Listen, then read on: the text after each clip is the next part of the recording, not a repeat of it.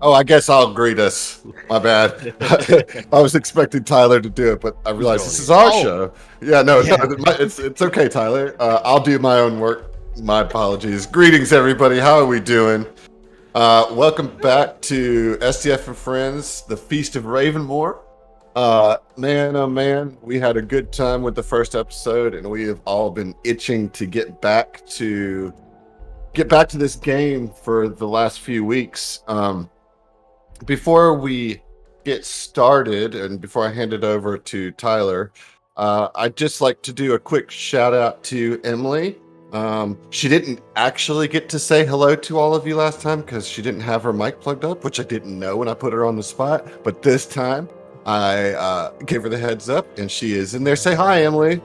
Hi, Emily. Yeah. I did Okay. it. I did the thing. Now I regret allowing you to speak.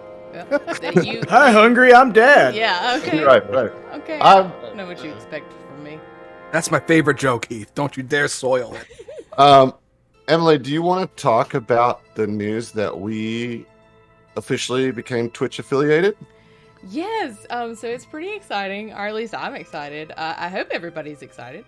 So we just recently became affiliates with Twitch. So that means the big takeaway is that we can now get subscribers and bits. So if somebody does something that you really appreciate and you want to give them a cheer, please feel free to do so. Also, we will be establishing more channel points. We actually don't have our channel points turned on yet because we're trying to decide exactly how much integration we want to provide with our STF and Friends games. So if you guys being our amazing viewers, if you have any suggestions for what you'd love to spend your channel points on, please let us know in the chat. Indeed. But yeah, Well, thank you. it. Thank you, Emily. You're doing a great job running these. I really appreciate you, truly. You bet. Now go back to your corner. Oh, well, no. Good Jeez. day. Good day, sir. Good day, sir. Okay. Tyler, take it away. Hello, folks, and welcome to the second episode of STF and Friends presents The Feast of Ravenmoor. This evening, we are joined by Adam Kelly from the Southern Tomfoolery Network, Heath Parker. Howdy, partner. Yeah. Jason Kolner from the 25 North podcast, and Allard LaRue from the Dice Crisis. Welcome. It's so nice to have you all with us. I am extraordinarily excited for tonight. And, it's one of those things where it's been, almost a month since we've played? Yeah. So I really want to start by pulling everybody in one little piece at a time here. All right. So as we started off, we had our adventurers at their, ramshackle investigator's office. Then they accepted a job from a clerk in Magnemar in regards to a missing cousin in Elias Kyle, as well as back taxes owed by the rural community of Ravenmoor. Your job was to travel to Ravenmoor, find out what happened to Elias Kyle, and procure the back taxes if possible. So, that led everybody into the swamps surrounding Ravenmoor, just outside the Lampblack River, when they came across Applesauce and Ornagard. Applesauce being the sturge or the basketball-sized mosquito thing, the pet of a local boy named Ornagard. You, in your misunderstanding initially, were about to slaughter this beast, but the little boy stopped you, and you ended up getting escorted into town. I feel like we got everybody a little bit going here. Let's talk about what your characters were thinking about as you were entering Ravenmoor. Anyone want to pick up the mantle? Everybody's jumping at the bit. I see that. All right. Hero point on the table. I will take the lead, even though that you are the actual adventurers here. No, I mean, for Nikolai's part, he was just trying to make sure that the three of them got to their location. We did talk to a few people, ended up talking to the mayor, right? Correct. And Nikolai is making himself busy by, I guess, bringing everybody's luggage to their rooms. We're staying at the mayor's house. Also correct. Yeah. Mayor Andretti Kriegler. Right. And there was somebody out front who we kind of had weird beef with, who was kind of a jerk. His brother, Leonard brother. Kriegler. Yeah. But I mean, Nikolai is just really trying to make sure that this job gets done because he wants to make sure that we get paid. With chairs. Well, chairs are part of it. The chair clause, but Singular we want chair. gold. We want one nice chair and the gold that was promised. One really nice chair, though. Yeah, Really and nice. Uther getting to this town versus being in like Magnamar, probably he's been there for a while. I mean, it's not the most ideal place to be or the circumstances, but he's just excited to be actually working for like a lords or the lords of Magnamar and meeting with the higher ups and like doing the realm work. I don't know. All right. Almost got all right. You're excited. You're looking past the dinginess and the rustic nature of the swamp because this Yes, is for the good of Magnamar. Yeah, and I'm hoping it's like a stepping stone into getting the real work where we can fight against evil and better the people that help protect the people and all that jazz. Every fledgling adventuring party needs some place to start. That's right. Well, Salvager, Sal for short, is just excited to actually be on the road and to flex his muscles. Also, to figure out how in the hell Leonard got so buff. And we're talking like country boy strong, you know. oh yeah. Well, I think you answered your own question there. Yeah. But I mean, Sal has no idea. He's a small sized dragon. I think he's the only small sized dragon, right? I'm pretty sure Gambler and Uther are both medium sized. I'm medium for sure. So Sal's just trying to figure out how the heck this country boy got so strong. Love it. In character. What does the Gambler think? It's a little backwater. I don't think the Gambler much thinks about it at all, to be honest. He much prefers a little bit rowdier locale, somewhere with a bit more of a nightlife and more opportunities for card games and such. Though, you know, he's eager to see if there's anyone he could provoke into a wager or two. Interesting. Now, to be more specific, after the adventurers got into the town of Ravenmoor, they went to the mayor's house. After talking to some locals, you're talking about taxes. It's a tiny town. There's really only one guy that deals with that, and it's the mayor. You get on site, and Leonard confronts you. He's a little bit of an asshole, and puts you a little bit off balance. As you're getting into that conversation with Leonard, Andretti Kriegler, the mayor, exits out, introduces himself, and welcomes you to the festival. He's sort of taking cues from the general feeling of the party and also taking advantage of the situation. Finds that Nikolai is the perfect, Shushu, you go on, do the thing, and he's going to take Uther, the Gambler, and Sal over to the festival grounds. And that's where we left on part 1. Mm-hmm. So, where we're going to start is we're going to start with Mayor Andretti Kriegler escorting our 3 dragons to the festival grounds. I am going to share with everybody the festival grounds map, so I'm going to be bringing that over now. Nice. Once it loads, there we go. Load. Active. Loading Now, the festival. It's a big map, so take a moment. Hello. Indeed. And the festival grounds are just a footbridge over a stream away from the mayor's house to get to. So it's not very long before he has you there. And he puts a hand on Uther's shoulder and he says, I think you'll have a great time out at the festival. We've got plenty of games of skill and chance to be had. There's the Raven fights, of course. Have to have the Raven fights every year.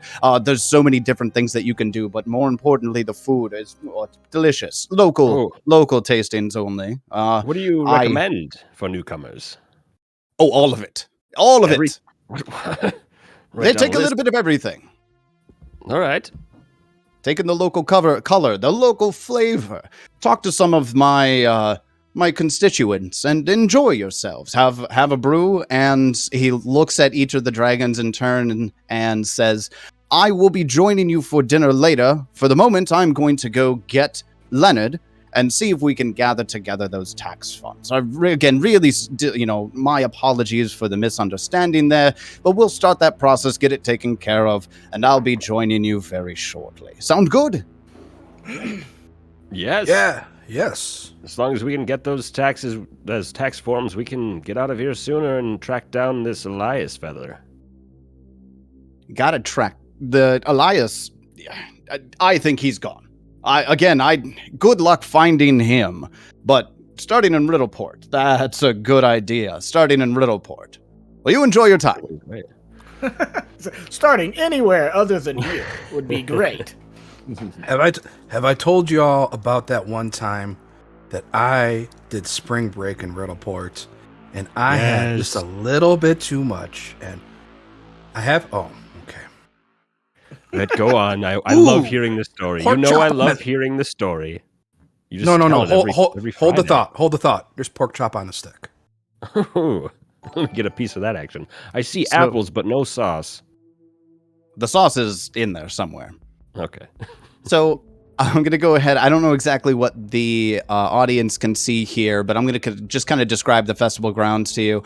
There is a very large, roped-off, clear area where you see dozens upon dozens of tables of, mismatched size and colors and different benches and chairs. Basically, everybody drags whatever seating arrangements they have out of their home to bring to the festival grounds because, there's not designated tables for that sort of thing here.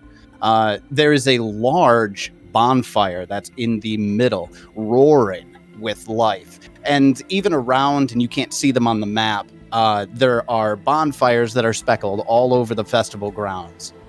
You see in what you'll notice as the northeastern corner is a little roped off section where you see two tables arranged with different sizes and wicker cages that have crows inside of them. And right now there are two crows in the middle of that ring that are slashing at each other and pecking at each other. They have chicken fights, except for with crows. Okay, I'm glad you went there, because my mind... If you mentioned a wicker structure, my mind went somewhere else. Oh.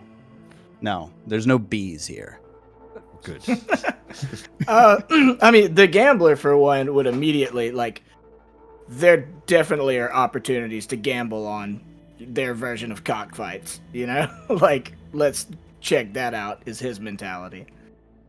One of the other things you see that seems a little strange to start off with is there are two tables that are on either side of the giant bonfire, and there are villagers who are taking turns running down one table and leaping over the fire to land on another, followed by raucous applause and cheers. That sounds fun. To the northern end, you'll see two roped off sections that is indicative of the flag... Not the flag race. The three-legged race. That was harder than it should have been. But you see families with, one leg in a sack, one of each member in a sack, and then they try to run across the race grounds, and there's laughing and falling over and kids enjoying themselves, and it looks like fun. There's another section to the west where you see people reaching into an old iron-bound chest that is rusted. And inside of that chest, you see what look to be like blades of some kind. Can I get a religion check from everyone? It's tetanus roulette.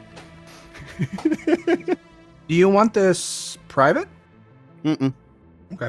We're good public.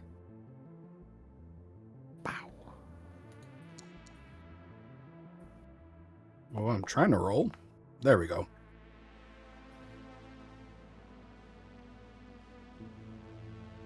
What'd you How get? about a mighty 4? A mighty 4. You know, it's not every day you see knives where you hold a handle and 4 knives come out of one handle, but it's pretty cool, right? You don't know what they are or how they're affiliated with anything, Whoa. but that looks pretty bitchin'. Whoa, bro, look at that. There's 4 blades on that handle. Very interesting with a 23. Those are star knives, generally associated with Desna. Oh, a Desnan weapon. And they're throwing them at hay bales marked with targets and taking turns. But wasn't the structure, the rundown structure, the church for Desna? That they're using it actively as a place of worship, if I remember correctly. Good call out. Good call out. Yes, that is true. It is actively being used as a place of worship. And it's just in tatters. But they tell you what better place to worship, the goddess of the stars than in a place with no roof. That's fair. Makes sense? So while our dragon friends are considering what sort of games of chance and skill challenges they're going to get themselves into, we're going to cut back over to our kobold friend, Nikolai Shacktooth. Yes. When I come back to the 3 dragons, I want you to have picked a challenge or however you want to participate in the festival, and we'll come back and do some skill checks. In the meantime, I'm going to specifically pull Adam and our viewers into a different scene. Bye, Adam. See, Bye. It's been good. It's been real good. This is where he dies. Leonard just pounds him into the ground. In a cutscene. Yeah, right. Take it away from me, man. Take it away from me. All right. Anyway. So we come back to Nikolai, who has the brutish Leonard Kriegler standing over him with his arms crossed, looking at you with all your bags. Well, come in, I'll show you the rooms. Is he gonna offer to help carry any of these bags, or is Nikolai just dragging 4 duffel bags behind him? Nikolai is on his own. All right. Leonard will walk up to the doorway and watch you struggle to bring them inside. All right then. Yes, if you could show me to the rooms. These are quite heavy, so I'd like to relieve myself of them as quickly as possible. Yeah, follow me. All right. And you can go ahead and head inside. All right. As you walk in, you're introduced with this large fireplace that dominates this cozy and inviting living room, warming a simple but well-made couches and chairs. There's a small tabletop shrine that contains a large candle, strips of dried flay leaf, and several heavily charred Desna effigies woven from the flay leaf strips. And he directs you to the left, back deeper into the hallway. He says, "Stairs are over here." Oh, stairs. Wonderful. And he'll go on. Okay, right. So, are these downstairs or upstairs? Upstairs. All right. And you'll notice that as you're walking back in this area, there's... So go ahead. That's it. I'm just heaving. As you're walking back into this area, there's off to the left, there's a small study where there's a bookshelf and some reading chairs. The stairs are located as where you would assume where the kitchen would be, where there's food prep in the area and another fireplace just on the opposite side of the wall where the other one is. And as you walk upstairs, you can see that there are 6 rooms. Yeah, there's quite a few doors here. They're all guest rooms. Pick whichever's. Which one is the worst one? The one in the end. Perfect. That shall be the gambler's room. Don't tell him I said that, all right? I'll make sure to do just that the first chance I get. Oh, great. Stay out of your business. And I Stay don't out want of to my see you business? stay out of the business of the mayor. Oh. Just put your bags away and go to the Right. festival grounds. Okay. I've got business to attend to. Excellent. And he walks out. You hear his heavy footsteps thud down the stairs. The front door opens, closes. So I'm alone in this. In here. As far as you know, you are. Okay. Well, I will certainly drop off the bags. One in each room. I'll take the worst room. If there is a worse room, they all look pretty similar to me. But so yeah, I get everything unloaded. So this like landing that I'm on, it's like a balcony that looks down over to the first floor. Exactly. Yep, you're looking over a balcony. This second story that you're on is really only the front half of the house. The roof slopes down to the first story from there. I see. Can I just do a general perception check to see if there's anything that looks out of place? You know, I mean, Just with the view you have right now. yeah, it's kind of as I'm looking down at this, see if I can see anything that's. I mean, it looks like a pretty normal house, but Go ahead and give me a perception check. blind or No, you can make this one public. all right.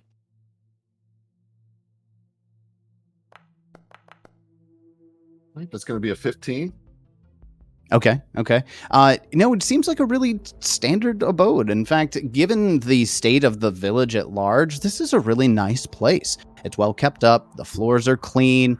How are the chairs? It's large. The chairs are nice. They're that well-made, quality of somebody who has to make and sit in their own chairs, right?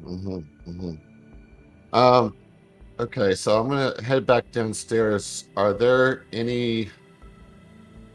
This is the entire floor plan of the house. So what you're seeing right now, if you're on the ground floor, you are looking at the kitchen. Okay. There's a door in front of you just on the other side, and I would say maybe 2 shut-off rooms in this ground floor. Okay. So, like, if I go over here into this dining room. Yep. There's a door here. A back door. To a back door. So I would assume this goes outside. Correct. And you can confirm that by the window that's right next to it. Okay, perfect. And then, so I'm just kind of breezing through here. I guess what I'm trying to get, is there like a basement or an office of some sorts? You don't see a basement, but the room that immediately catches your eye is the room to the southeast corner of the ground floor. Right, with this red sofa in it.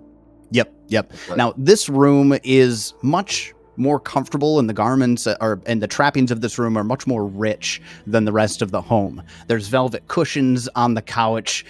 There's elaborately carved legs on the tables and the chairs. And there's a very large oil painting on the west wall of this room, almost to be opposite of the couch, just almost sit and contemplate even.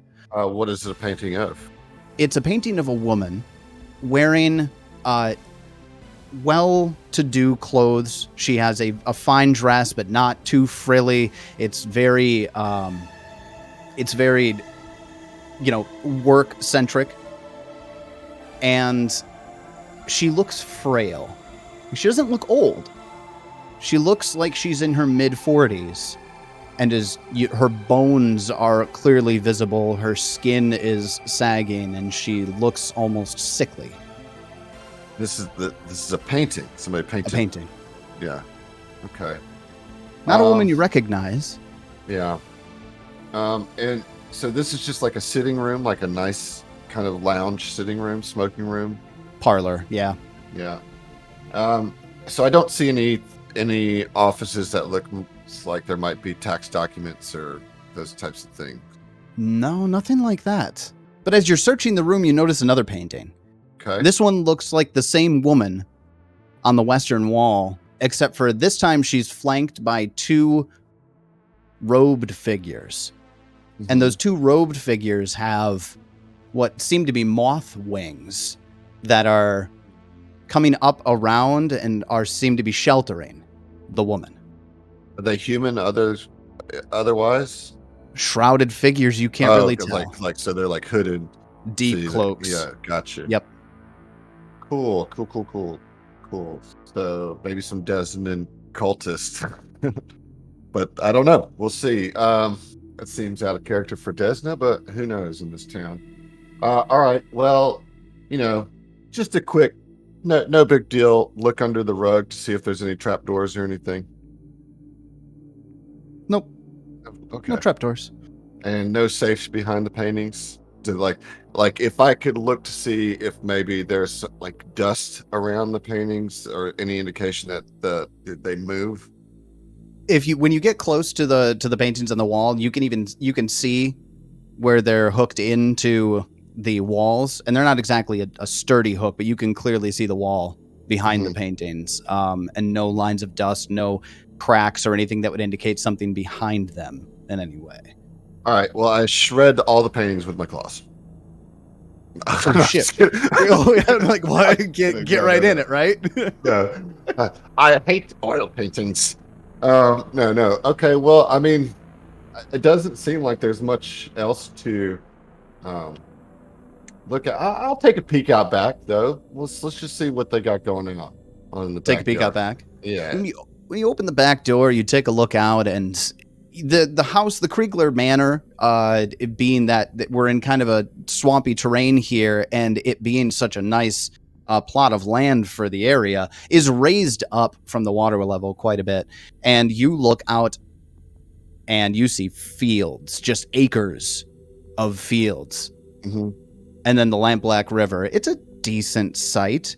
You can see, actually, off to your left, you see the festival grounds, and you can hear the din of the festival music coming from that area as well. All right. Well, I'll take the key from the GM and start heading towards the festival. I don't feel like there's anything else to look at in here. I will grab an apple from the kitchen on my way out, though. Obviously. Yeah. And I'll start mashing it up in my hands. Beautiful. Thank you. Thank you. Roll a fortitude save.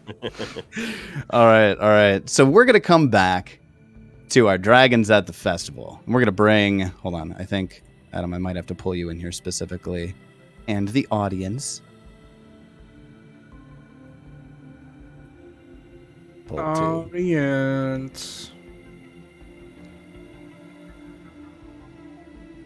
Right. And I don't know why, but my festival music isn't working right now. And it's highly unfortunate. Right now, you guys just get Creep Fest. Fine. Yeah, just it's even weirder. We'll just keep it weird here. We'll just keep it weird. Soothing to me.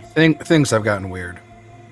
So let's transition back over to our festival goers, and let's talk to whoever decided that they've just ran towards something. I have a feeling that the gambler is going to pick this up ASAP. Yeah, well, I had a question first. Sure. So, I mean, this is for this little shoddy town, like a pretty big to-do. Like, there's a lot of people on the festival grounds. There are over 100 people here. Oh, wow. You didn't get a great look at the town, but you can't imagine that there is anyone in town who isn't here. Yeah, my over-under at 6.5 was way lowballed. But no, I was curious, so we've already kind of picked up this Desna stuff, and also I rolled a 21 on my religion check. It just wasn't relevant at the time. But oh, sure. I imagine that's good enough to, he knows the basics of Desna, and that Desna is a god of luck, among other things, right? So I was going to ask, are there any, religiously garbed people at the festival, that look like they are, like either work at the church or like are actively worshiping Desna like all the time. Yeah, absolutely. Go ahead and I want you to do keep the 21 that you got. Okay. Give me a perception check. Okay. Public's Private fine. or public? Okay. Wait, where is perception? Oh, there it is. 17. You look, and you know what you see in the map here isn't the entire stretch of the festival grounds. Beyond the confines of the map, there are more tables, more bonfires, and more folks. But even if you like stood up on a table and looked, like you're looking for clergy members, and Right. you don't see anybody who even comes close to matching the description of a Desnan cleric. The only thing you see that would indicate that there's any sort of semblance of following Desna as a religion are those flay leaf effigies that people have pinned to their clothing. Right. Those are all over. So the gambler was looking at really more kind of in jest to like go up to one of them and be like, would you, say a blessing of Desna for me because I'm about to gamble and I need the luck. But when he goes to look and notices there aren't like actively any like clergymen about, like that's kind of odd, like considering how much Desna stuff they've already seen in their limited amount of time here. So he squirrels that away, thinking it's odd, but then does very quickly want to go to the crow fights. All right. Is anybody going with the gambler to the crow fights, or are you just letting this guy go on his own? No. think he's Sal's interested in the potato sack race. The potato sack race. All right. Yeah. So we're gonna go over to some fights here real quick, and I want to ask Keith, do you have any specific skills that you want to use in regards to the Raven fights, gambling wise?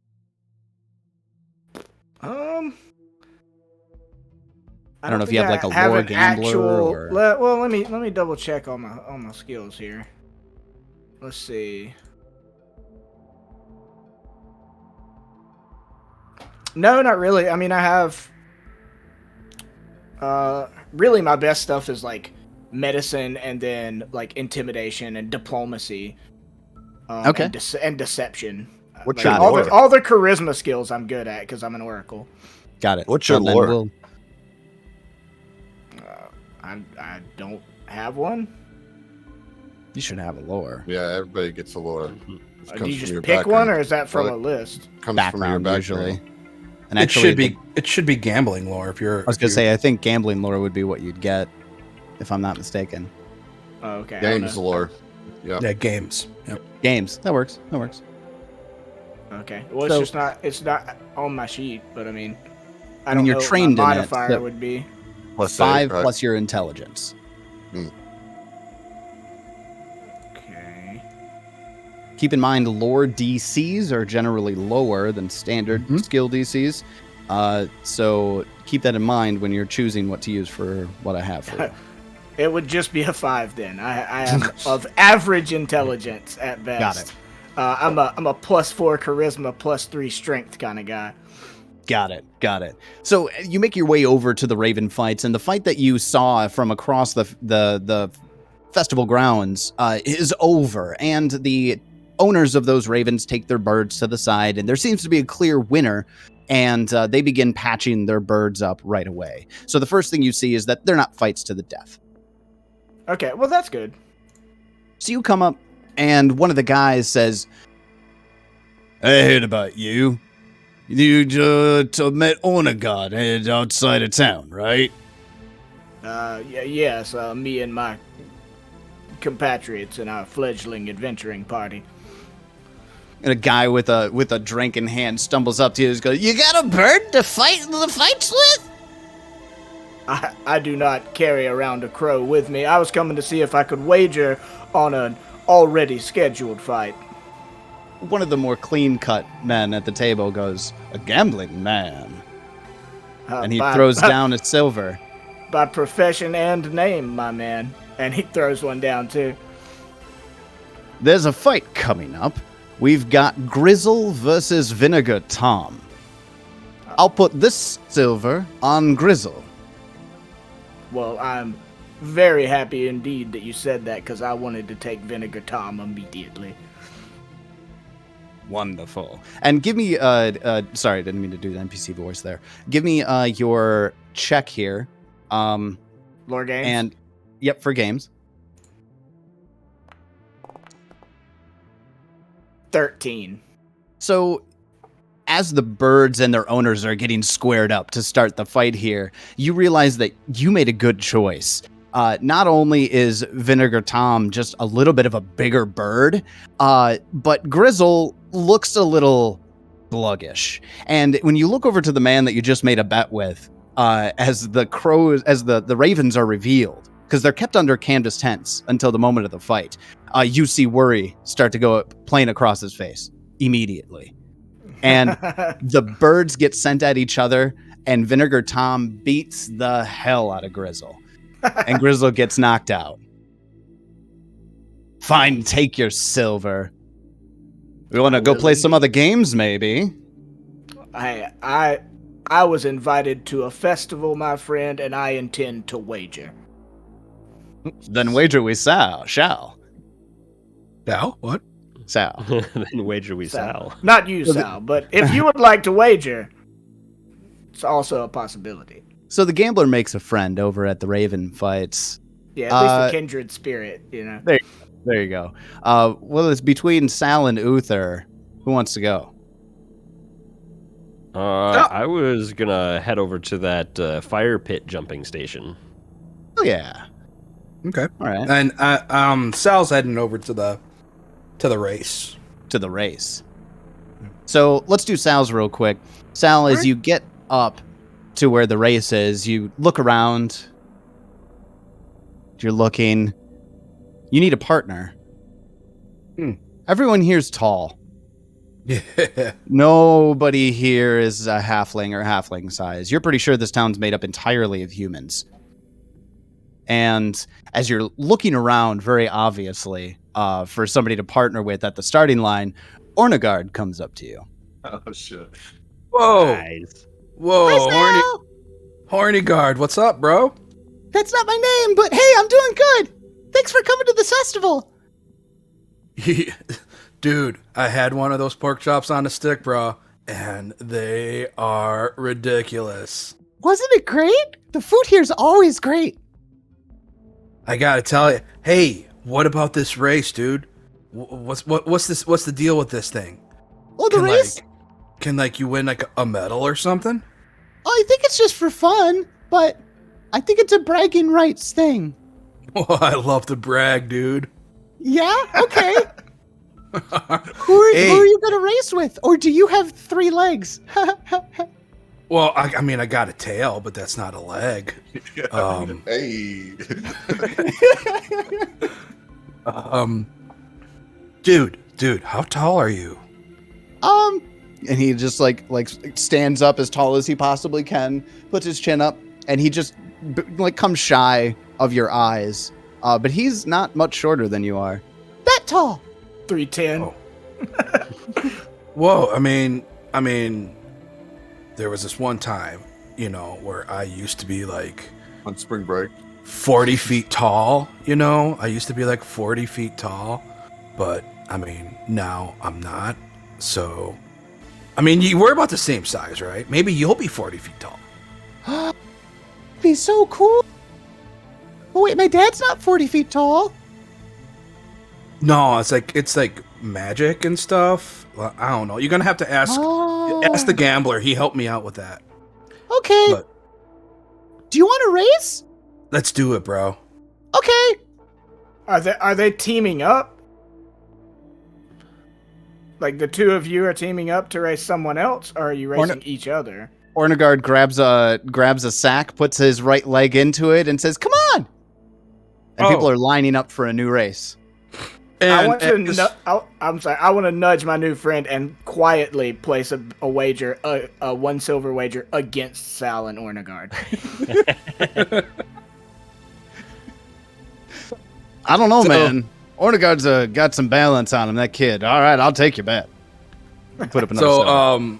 As Sal lifts up his leg, he makes a point to like flex it. So he's flexing as he's sliding his leg down into the sack. Okay. What? You cut out. I asked if do you have a cramp? Are you okay? Nah, dude. The chicks like it. Trust me. The chicks dig calves. The And he, chicks like- dig calves. He pulls his leg out a little bit and starts like this. Starts flexing it. Almost. You'll get there, little dude. You'll get there. Okay. Then everybody lines up, and then there's no like obviously there's no gunfire, but they have two sticks that they slap together to indicate the start of the race. So they and it snaps, and people start you start moving along here. Now I have to ask, what's your movement speed? Okay, that's a good call. Let's see. 30 feet. 30 feet. Okay, you got some power to those legs, but Ornegard can't keep up with you. So you have two choices. You can either try to pull Ornegard along with you at your 30 feet, or slow your speed down to match his. Okay, and we're not racing against anybody, or are no, we- there's a line of folks who are all set up to go, all villagers and kids and things of that nature. There's no real organization to it. Everyone's just kind of hanging out, right? Okay.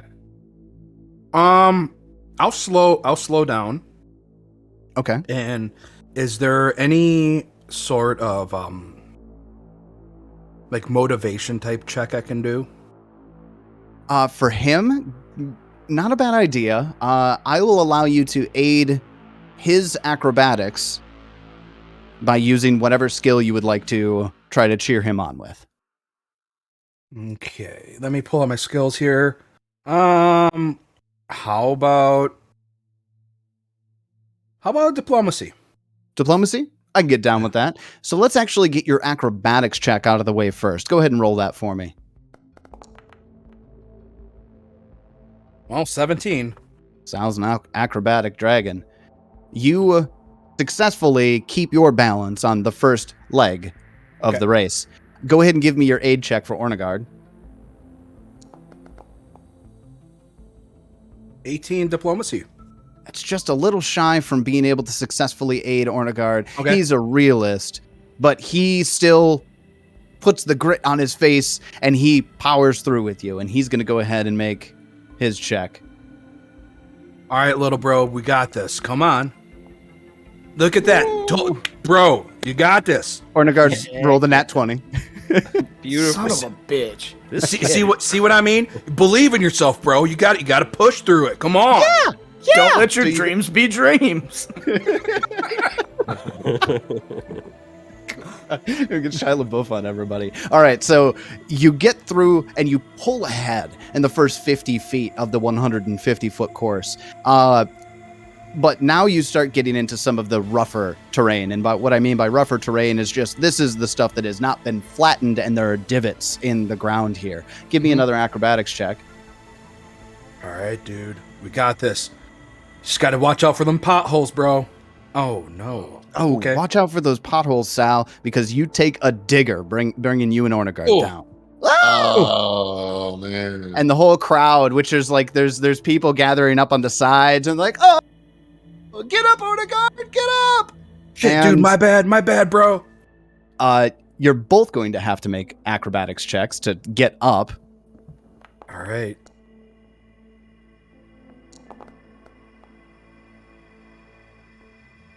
I don't know why I rolled twice, but you can just take the first one. They're both successful. Yep. You and Ornegard are able to work together to get up, but you've significantly lost your position in the race. Okay. One more chance to pull ahead. All right, So go ahead and give me a final acrobatics check. All right, little dude. We got to get our head in the game. We got this. Oh, come on. You Thank totally don't got this. No, I don't got this.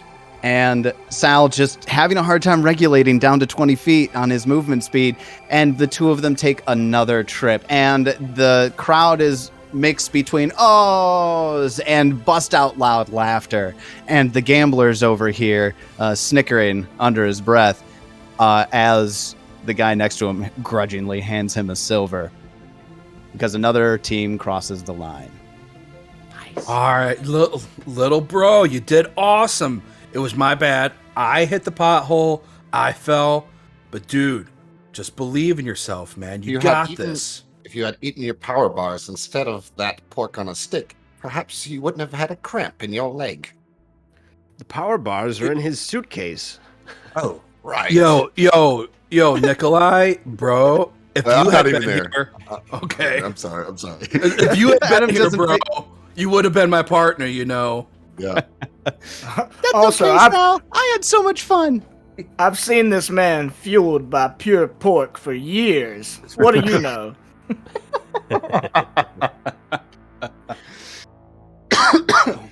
Excuse me.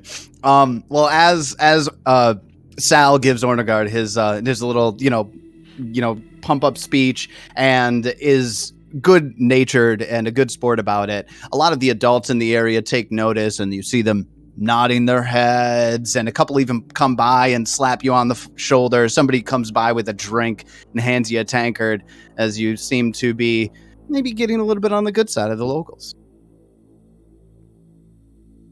So let's go over to Sir Uther. Sir Uther, you're standing in front of this roaring bonfire, and a woman comes up to you and says, "You want to jump over the fire, yeah?" Oh, yes. I believe I can leap this flame in a single bound. "We call it the Dreamer's Leap." Yes, that's a good name for it. Is that tied to your pendants? May I inquire into what they're about? "Oh, but that's for the Dream Tender." The Dream Tender? Who might that be?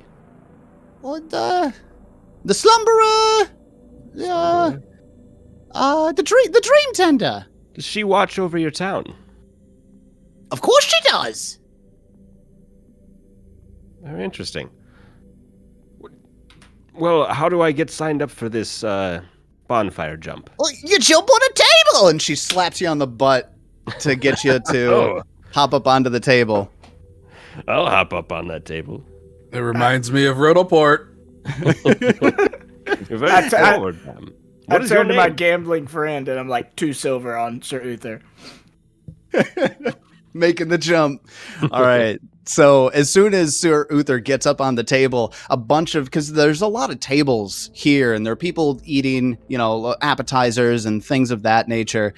So they all turn to you and they go, "Oh, the city boy is gonna do the Dreamer's Leap. Good luck, city boy." And he bows deeply. Yes. I will make this leap if it kills me.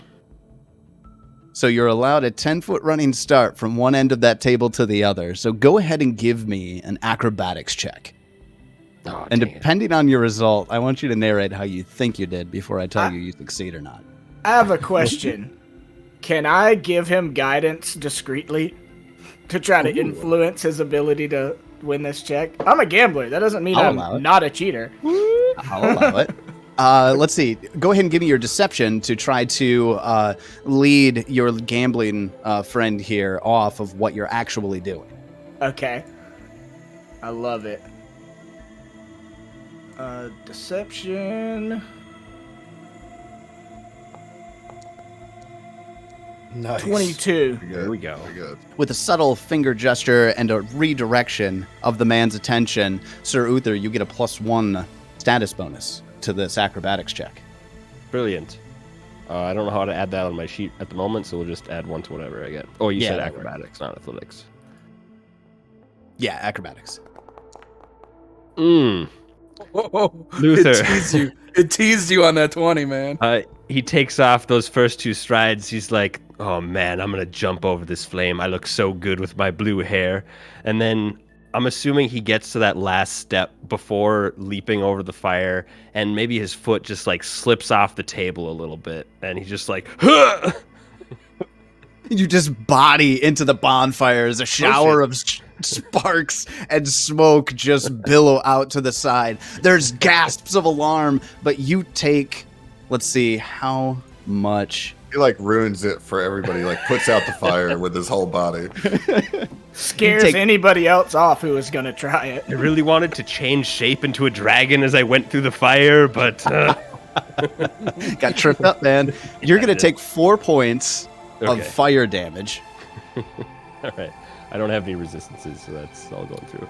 And I will That's lose all going 2 through. silver. Yeah. Sorry. Whoa, Uther, bro, Hot. are you okay? You Hot. okay, dude? Hot. Yes, the table, it wasn't a regulation length, and I misjudged my last step and undershot my trajectory, but I still Hands feel... And from all around. Sal rips off his tank top and starts batting the fire out. Oh, thank you. Just He was- after he was hands really- of the villagers pull him out. He was They're really waiting immediately for in that help. excuse. Thank you, kind villagers. It seems I should have adorned one of your dream tender pins upon my chest before making the leap. Might have been seen through it. Oh, maybe. I don't think that makes any difference, though. Well, I'm going to track one down either way. You get a bunch of people patting you on the back and handing you tankards of beer, kind of, good, yeah, they're cheering for you now that you're out and you seem relatively unharmed, right? Yep. And that's But embarrassing. and it's about this time that Nikolai Shocktooth strolls into the festival grounds, right as probably Sir Uther is leaping into the fire. Uther, no! Ah! You haven't properly stretched yet. My hammy. It's... Okay. Well, yeah. I'm just. I don't know. He seems okay, so I just kind of shake my head and take a bite of the apple. Oh, Nikolai, yes. Did you retrieve the dream tender pins? But wait, I did not know that was a task that I was supposed to be doing. I don't know if you never remember, mind. but I was putting your things away. You made sure all the colors were on my easel from red to the last color. Yes. Biv. Right. Violet. Biv. Look, we've been over this, but yes, the violet is there. And I've arranged all of your boxer briefs, also in color-coded order, just like you like them. Brilliant. I gave you the best room. You did. I did. Nikolai. Don't tell the others. Oh, I'll brag, I'm sure. No, I won't. I'll keep it all a little secret.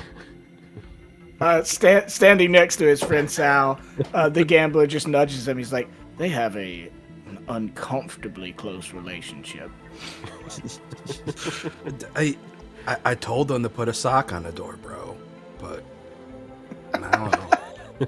You fucking frat boy dragon. Yeah, and you made sure to bring all of my my scale oils to be lathered upon me in the eve.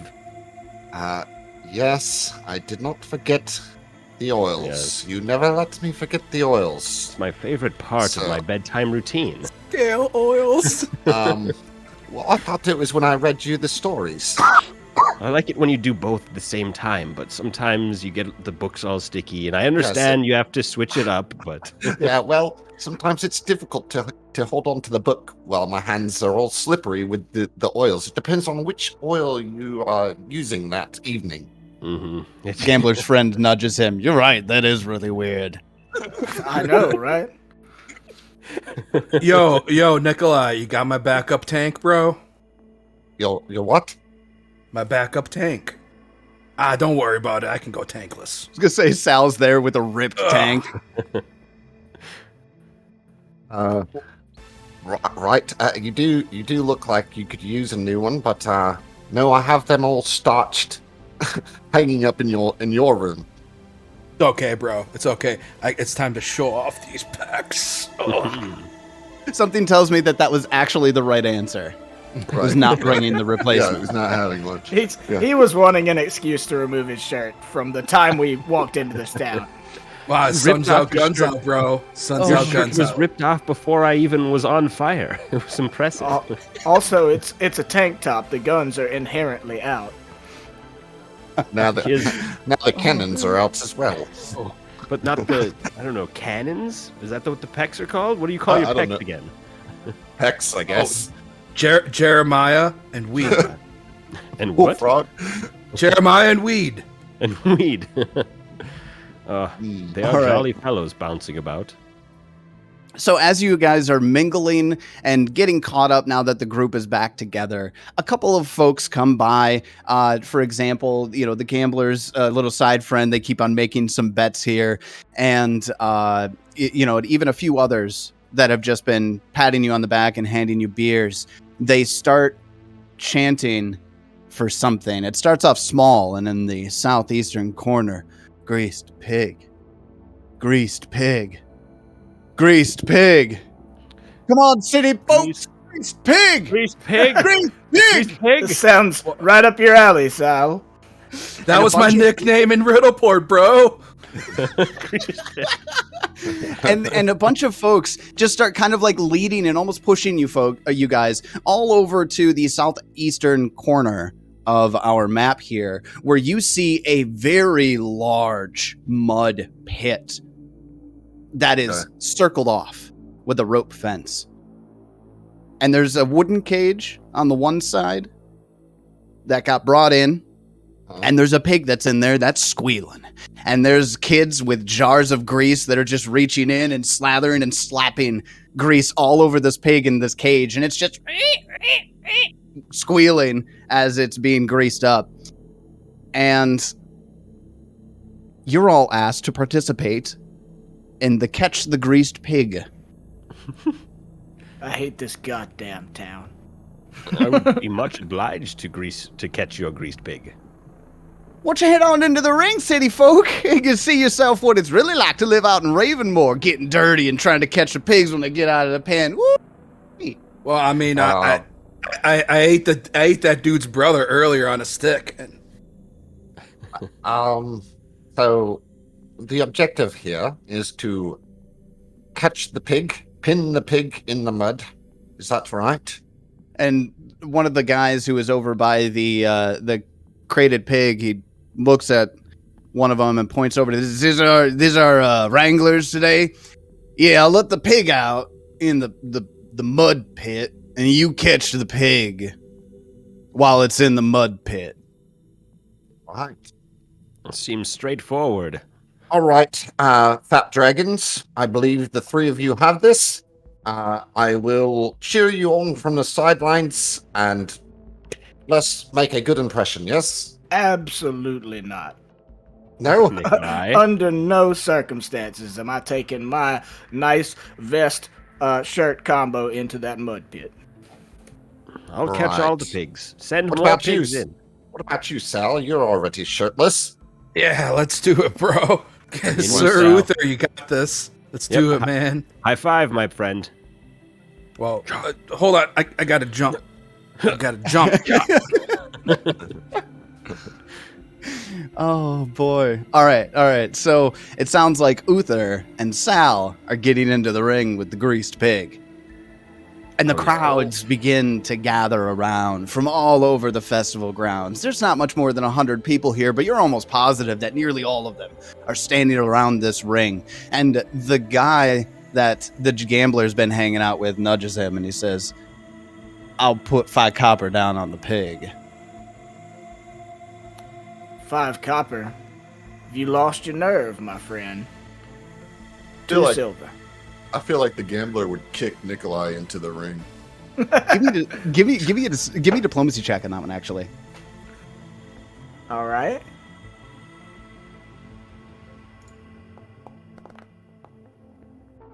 $11. Oof. I know when to keep my coins close to my chest. Fine, 2 copper it is, but I'm barely even excited about it. How are you not excited about this? Look at all that mud. Squelch, And- squelch. Squelch. Sal's stretching. So the wooden cage gets pushed up right to the edge of the fenced-in mud pit, And the crowd is starting to get worked up now. They're all starting to cheer, and you see that the gambler and his new friends aren't the only ones taking bets right now. There's kids that are getting, underneath their parents' legs to get a look at the city dwellers to wrestle the pig in the mud. And everyone is excited right now. And as the gate is lifted, the pig stumbles out. Almost like it was getting, riled up or something in the cage, but he stumbles out and he starts looking around. And as he gets close to the fences, it's not exactly a very, tight fence, but basically all the locals go and they start, pushing the hog back into the pen with their legs. They're the ones that's keeping the pig in the mud. Yeah, pit, right. Hold on, let me put the pig on here. So I don't know if this is probably going to be a joke that's only going to go over with me, but I decided to pull the pig from the anti-paladin art from first edition for this. The anti-paladin has a pig familiar or what? Okay, there's a story behind it. No, actually, the picture is him kicking a pig. Oh. And I'll flip the pig over upside down. So this is the actual. It's flying backwards, right? Oh my god! But the reason it's a pig is because it wasn't supposed to be a pig to start. It's an anti-paladin. The first draft of this, it was a baby. Oh my god! They're like, we can't kick a baby here. Yep. No, they pulled it in before they released it in production. So you could see if you look at that pig, the shape of it seems a little off. That's because it was originally an anti-paladin kicking a baby. That's fucked up. Oof. It looks like a Nirvana album cover. Yeah. Right? It really does. Right? All right. So I would like from actually the whole party, I would like you all to give me perception checks. Okay. Public? Blind or regular? You don't have a token. Public. On the Let's go board. public for this one. Public. You heard? Yeah, Adam needs his token, brother. Oh, I'm sorry, dude. I missed that. Get Nikolai on here. Oh no, that's not what I wanted to do at all. Did I break the whole game? What happened? to mine. My game looks good. Oh, yours is. I accidentally I'm good. exited out of mine. Then give me a sec. How dare you? I don't know how. I have broke it. never done that ever. I was literally just trying to drag a token in. I don't know why I did that. I actually had to load up the VTT in Chrome because That's a 7 for Nikolai's perception. Go, Nikolai. You're on the western edge of the pig pit. Okay, got it. The gambler. I'm just gonna move you over there preemptively. I can't really see through the crowd with that 7. Okay. Sir Uther, Yes. do you have either medicine or nature? Let's see. I have Are you trained in either? I have. No. That is a no. That's a big old negative on both. Big old negative. All right. Oh, the crowd is standing around and they're woo, woo, getting pumped for the city folks to wrestle the pig. And the first thing we're going to do is we are going to start by rolling for initiative for our, quote, combatants. So we're going to get the Hedgeworm and Sal in here. Go ahead and give me your initiatives. Alrighty. Ooh, nice 15 over there. So, there we go. All right. 15? that's So we're gonna be- 22 for Sal. As the pig stumbles, almost drunkenly, into the center of the mud pit, Sal sees his opportunity. It's your turn, Sal. You start this off. All right, so are we just treating this like combat or? We are going to treat this like combat. So how I want to run this is that you are going to be attempting to make grapple checks. Okay? Gotcha. But it's the key here is you're not looking to grapple the pig. You're looking to pin the pig. Pin the pig. Okay. Which means you have to critically succeed on the grapple check in order to successfully pin the pig. Okay? Gotcha. Okay. So let's see here. Thinking about this mechanically, grappling as an athletics versus fortitude. Do we have a way to lower this pig's fortitude? I don't, but I don't either. Oh, you know what? I bet you I could get the applesauce music in here. One sec. all right. There it goes. We'll take that. Is this mud considered difficult terrain? The mud is absolutely difficult terrain. Okay, so let's see here. Then I will take 2 actions to move right here. All right. And then I guess I can't target the pig for some reason, but I will make a Yeah, you just go ahead and make the check. It's actually a tile, not a token. Don't worry about it. Okay. Let's make an athletics check, shall we? Nikolai is from the sidelines. Flank the pig. You will have to work together. Like we practiced when you pinned me. The whole Twitch chat's like, they practiced pig wrestling? Well, it wasn't pig wrestling. It was more like pin the Nikolai, but same things apply. Those scale oils are multi-use. All right. So I'm going to break this Sal- up. Break this up. Sal, what'd you get for your athletics check? I just got a 13. Okay. A 13 is going to fail. So then that's going to take us over to the hedgeworm. It's your turn. Will you allow a sudden charge to work with the grapple attempt? I'm feeling generous tonight. I'll allow it. All right. In that case, I can move up into the flank. For those of you at home, that's not a thing you can normally do in 2e. letting it slide. What's that? All right. Oh, using any attack action at the end of a sudden charge, it specifically calls out strike. Oh, okay. But that's okay. We're not worried about it. Not for a combat like this. Not the best. 18 plus whatever flank gives me. Ooh. So that lowers the AC or the difficulty class of the pig. So as Sal, reaches to get it, the pig squirts off in the other direction, almost running right into Uther. But Uther, you positive you've got a solid hold on this pig, and it slips right through your grasp, and you fall headfirst, shoulders into the mud with a big splash, and the whole crowd. You see drinks going in the air. The gambler's buddy goes, "Say the pig's good." And that's going to take us over to the pig. The pig's just going to use its action to basically run around in a circle. But we're going to end them right here. Okay. All right. Top of round 2. Sal, what do you got? All right. So let's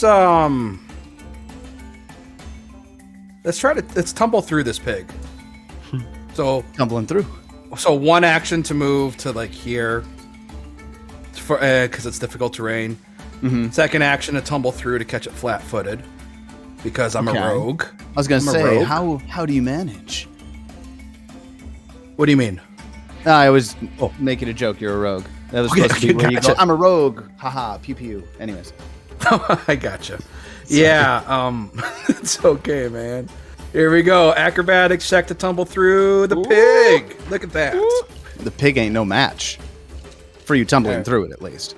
Yeah. So you see Sal kind of dive forward and do a little somersault over the pig, and we'll try to grab it.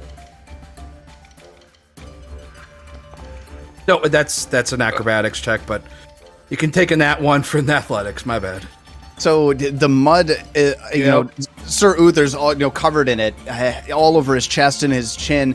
And Sal, when he tumbles through, you try to grab it on your way through because you want to flex in front of these rural folks. Of course. But it all goes wrong. You lose your footing and you slide out and land on your ass. And mud splashes all over the crowd on the northeastern side. And the people are like, ah, they're laughing, they're enjoying it, they're wiping mud off of themselves and then cheering you on farther. This is going to be so much laundry. Uther. It's I'm your not turn. wearing a shirt, bro. Did I Oh, actually that's fall? true. Did I That's actually true. fall prone? No, it's all flavor. Okay. All right, cool. Well, then I don't need to sudden charge to get into this flank. Doo-doo. Yeah, here we go. Let's try and grab him. There we go. 24. Nice.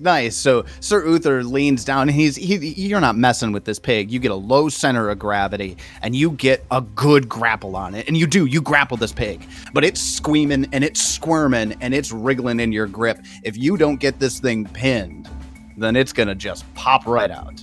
Now I have to ask, is that all 3 actions? It would be because of the difficult terrain. It would be.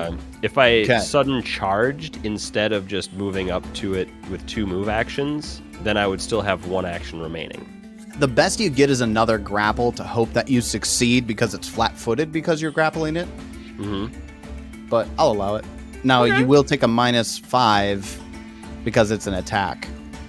So what's your normal athletics -5 5 is a on a plus second attack? 6. All right, let's just -5 from whatever this is. Oh, a natural 1. And it flips right out. It flies through the air. Jeez. Lands as a big splash Look at it go. several feet away. Well, when pigs flew, so I guess I don't know what that means. You're supposed to catch the pig, not launch it. My bad. So the pig, having been launched through the mud to a great splash and effect from the crowd, gets up and begins running around some more. You can tell at the top of round 3 that it doesn't seem to have as much grease on it as it did when you first started. Good. So that takes us to Sal. It's your turn. All right, 2 actions. I'm not gonna tumble through this turn. I'm gonna move over here, and let's try it. Uno mas. All This right. time I will roll athletics. Hey, Ooh. potentially, maybe. What'd you get? 21 athletics check. A 21 is a success, but it's not a Hey. critical success. So you Alright. get the pig grappled, and it's squirming and it's wiggling, and you can tell it doesn't have as much grease on it, but you don't quite get it pinned. Okay. All right. I almost got it, dude. Sir Uther, come on. Oh shit! It got out of my hands. All right. Then, Uther, Sal needs some help. Why don't you go help him? All right. I guess since you let me sudden charge, I'll keep sudden charging to keep my my economy good. There you go. I cast a spell. I was about to ask if I could cast guidance. If you would like to, you can. Yeah, so maybe from between the legs of some tall person, Nikolai just kind of let's see, this does have 2 actions, so it does have some vocal components. But he wants to cast Tanglefoot on the pig. Ooh, interesting. Ooh. Now, it is not nearly... Well, here, let me rephrase that. It is very loud. People are cheering, and there's mud everywhere. You think it'd be pretty easy for you to get it off without anyone noticing. But if you're trying, give me a deception. Okay, sure, let's do that. Oh, God, +1 to deception. Well, here we go. I think I'm going to hero point that. Okay.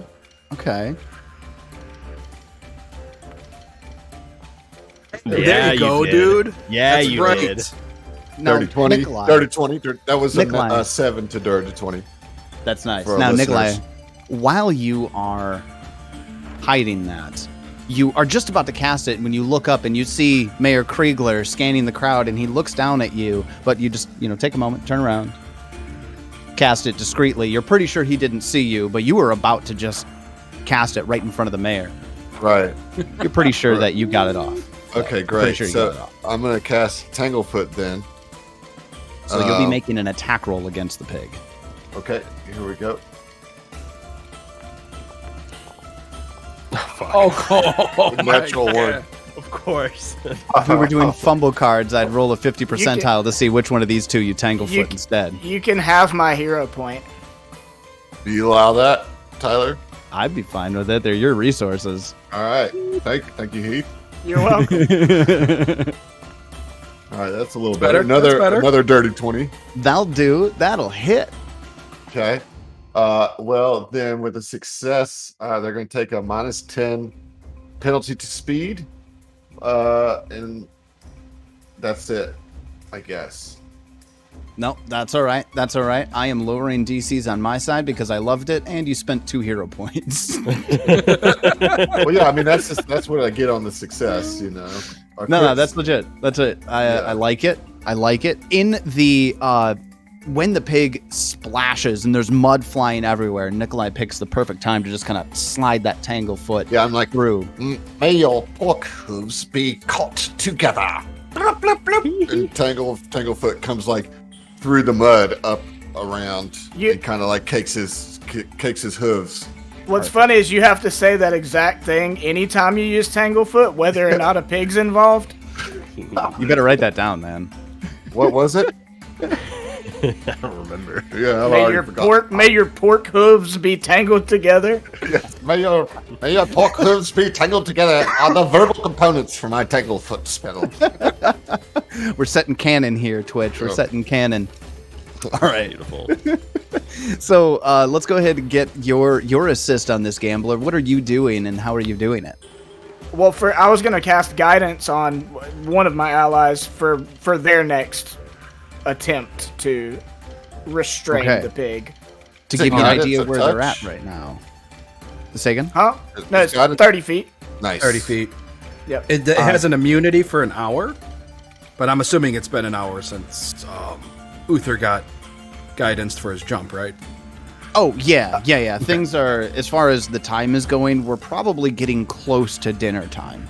Awesome. I would say about 3 hours have passed here at the festival for you. Oh, okay. Well, even if it hadn't been, I would just use it on not Nikolai, the salvager. Yeah. All right.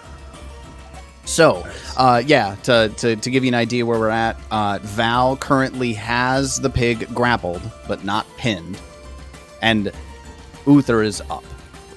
Yes, he rolled- I came in with the 27 athletics. 28 with guidance. 20. I didn't get guidance. You got guidance. Yes, I was giving Sal. And also, you said Val. You mean Sal has him? Oh yeah, I'm As a sorry. restraint. Was That's listening to okay. Junkie That's Floyd okay. earlier That's today. okay. Sometimes Sal likes to be a Val. Back Okay, in the so room what for was- days. What was Uther's result with the athletics? That was a without 27. a 27. So Yeah. Sal has the pig grappled, and it's just wiggling back and forth. And you grab around the pig and Sal at once and just kind of fall over with them. Nice. And Someone count it down. in a large splash of mud, the three of you go down, and the crowd just starts cheering and hooting and hollering. And I want the party, all of you, to give me perception checks again. Okay. These ones will be private. Oh.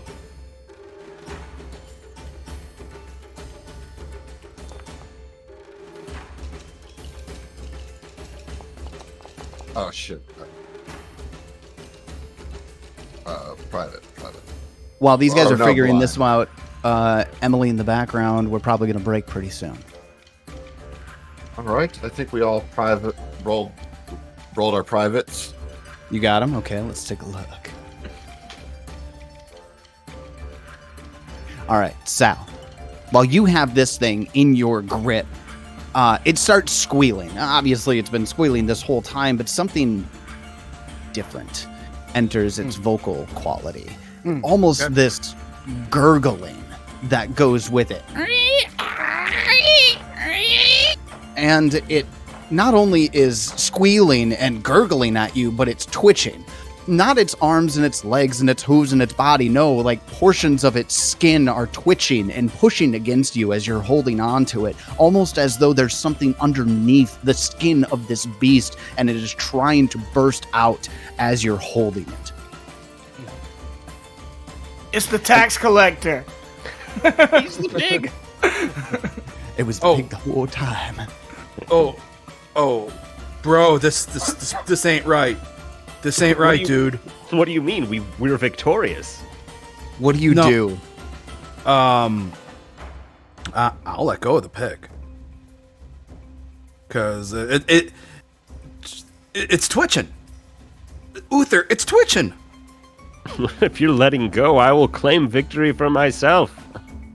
And as Uther is about to go down and pick it up, you see this stalk burst from this creature's skin in a sickening squelching. No. And the vine that bursts out of it, this stalk, opens up in a Venus flytrap-like head and begins snapping at you. And then 3 more pop out. And you all see this creature. Holy shit. After it starts twisting and swirling, and 2 more legs pop out in between the ones that it has, and its milk sacs begin to bulge, and its teeth grow and cut through its lips. And before we get into combat, we're gonna take a quick little break. Hey, Twitch, drink some fucking water and take a cold shower. All right, during this break. Wait, did we technically win? Because I need to collect my 5 copper before this dude runs off. What's Twitch up to? What's Twitch up to? Oh, Twitch is so horny tonight. Twitch Are is. they? Oh man, you missed it. Yeah. Tyler, All right. how long do you want this break to be? 5 5 minutes, 10 minutes? Can we do 10?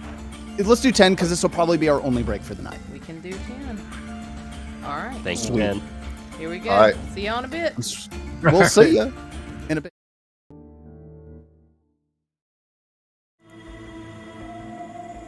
Hello, everyone, and welcome back to the Feast of Ravenmoor, where our intrepid adventurers are staring down the most disgusting thing that they've ever seen. This 6-legged swine Venus flytrap monstrosity. I don't like it. Oh, yeah. I don't like Ain't it. nothing to like. Yeah, this is not great. And the people around scream in terror. But this is the moment where heroes roll for initiative. All right. Dragons, let's go. Fledgling Hold adventuring on. party. Before you get out of here, you give me my 5 copper. You're ready for initiative now? Yes, sir. How many rounds do you think this is going to take us, gambler?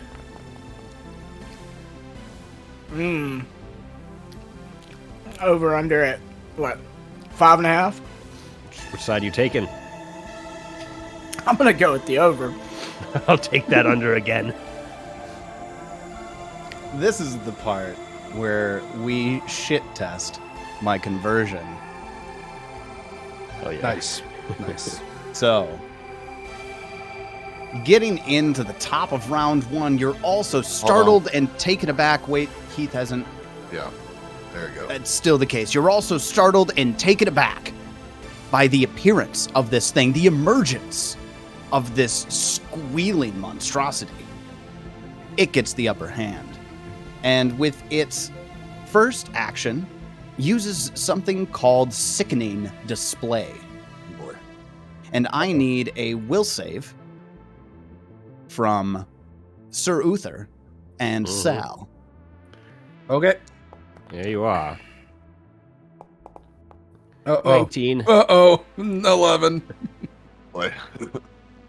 All right. The 19 is a success.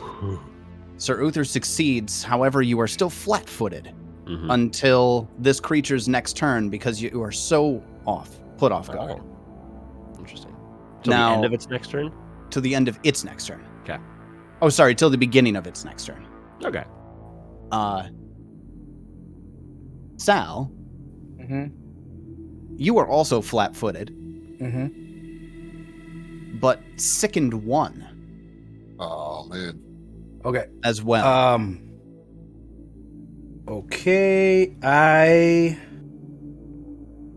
one second here. I do have deny advantage, so I cannot be flat-footed. But that's only to hidden, undetected, and flanking creatures. Okay, never mind. Correct. So you will be flat-footed for as long as you are sickened. Okay, gotcha.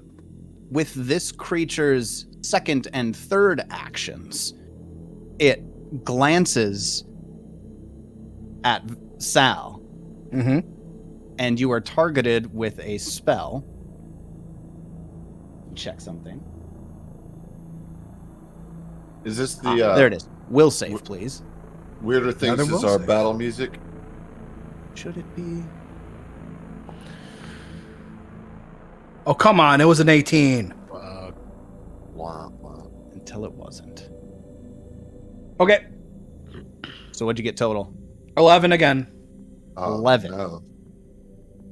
Ooh, that is 1 off from a critical failure. Oh boy. Good. On a failure, you are sickened 1, but those things Smart. don't stack. Yep. So you remain sickened 1. However, you do have persistent mental damage equaling to 1d4 Yikes. Okay. mental damage. That's a big And- yikes. That's a big yikes. After giving that glance of phantom pain injected into Sal's brain, it turns to Uther. But it's the gambler's turn. All right, the gambler. We haven't really mentioned it much because he's been having a good enough time.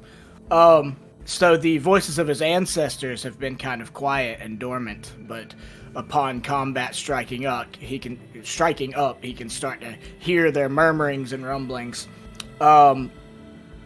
And he will spend 2 actions. He kind of like focuses for a second, and will cast Spiritual Weapon. So, it's going to be a spiritual hammer that's going to appear adjacent to the pig and can swing at it for 1d8 plus 4 if every time it hits. It does not take up space, and I can choose if it's force damage or if it's the type of damage normally associated with it, which hammer would be bludgeoning. Okay. Yeah. Got it. Dope. Yep. So, I guess you can put it like right here to the northwest corner of the boar. It doesn't provide flanking, if I'm correct. It does not. It does not. Okay, so we won't worry about a visual on the Okay. board. Yeah. Since And- you can and occupy every- its space and what have you, Every turn I can, use one of my actions to sustain that spell. which gives another hit. Yes. Got it. Okay. So this turn it would be 2 actions to summon it, and then would I need to do a sustain to make it hit? I maybe check the spell, but I'm pretty sure you get a bop when you summon, Okay. and then you sustain a bop in future rounds. I don't think you can even sustain a spell on the turn that you cast it anyway. right. There's no issue with you doing it. Yeah. Most of the time, there's not a benefit to it. Right. Okay. Yeah. It appears next to the foe and makes a strike against it. There you go. So you get a free bop. Yeah, which its roll will be like a d20 plus my spellcasting modifier, so charisma plus 4. Correct. Your spell attack roll. Where is a good place to do that? Like, or just do a d20 plus 4? Oh, I think if you cast the spell card out, it'll give you the option to then roll the attack. yeah. roll. So there's a cast Okay. button. Yeah, there we go. There. Yep. Now you see there's an attack button that you can just click. Okay. Cool. Oh, it's plus 9, not plus 4. Okay, that's a 20. A 20 hits. Nice. Okay. Very good. For 8 damage on the pig. 8. The gambler's ancestors coming into play as that hammer pops in out of nowhere and smacks. Well, this technically creature. it's not, because I haven't done I don't have a curse yet, but Oh, we're gonna get there. we'll get there. All right. Yeah. Question for you: what type of damage is that? Force. Force. Okay. It all seems to go through. All right. And that's only 2 of my actions. I don't really want to get up close to it though. Can I roll? Difficult. Can I roll some kind of knowledge? What would I need to roll to learn more about this creature? For a knowledge on this, you can choose to use either religion or a specific lore check that's Aiming lore. around these things. But I can tell Yeah. you your lore It's certainly isn't not going to applicable. be gaming. Yeah. Yeah, your lore okay. isn't applicable. It'll be religion.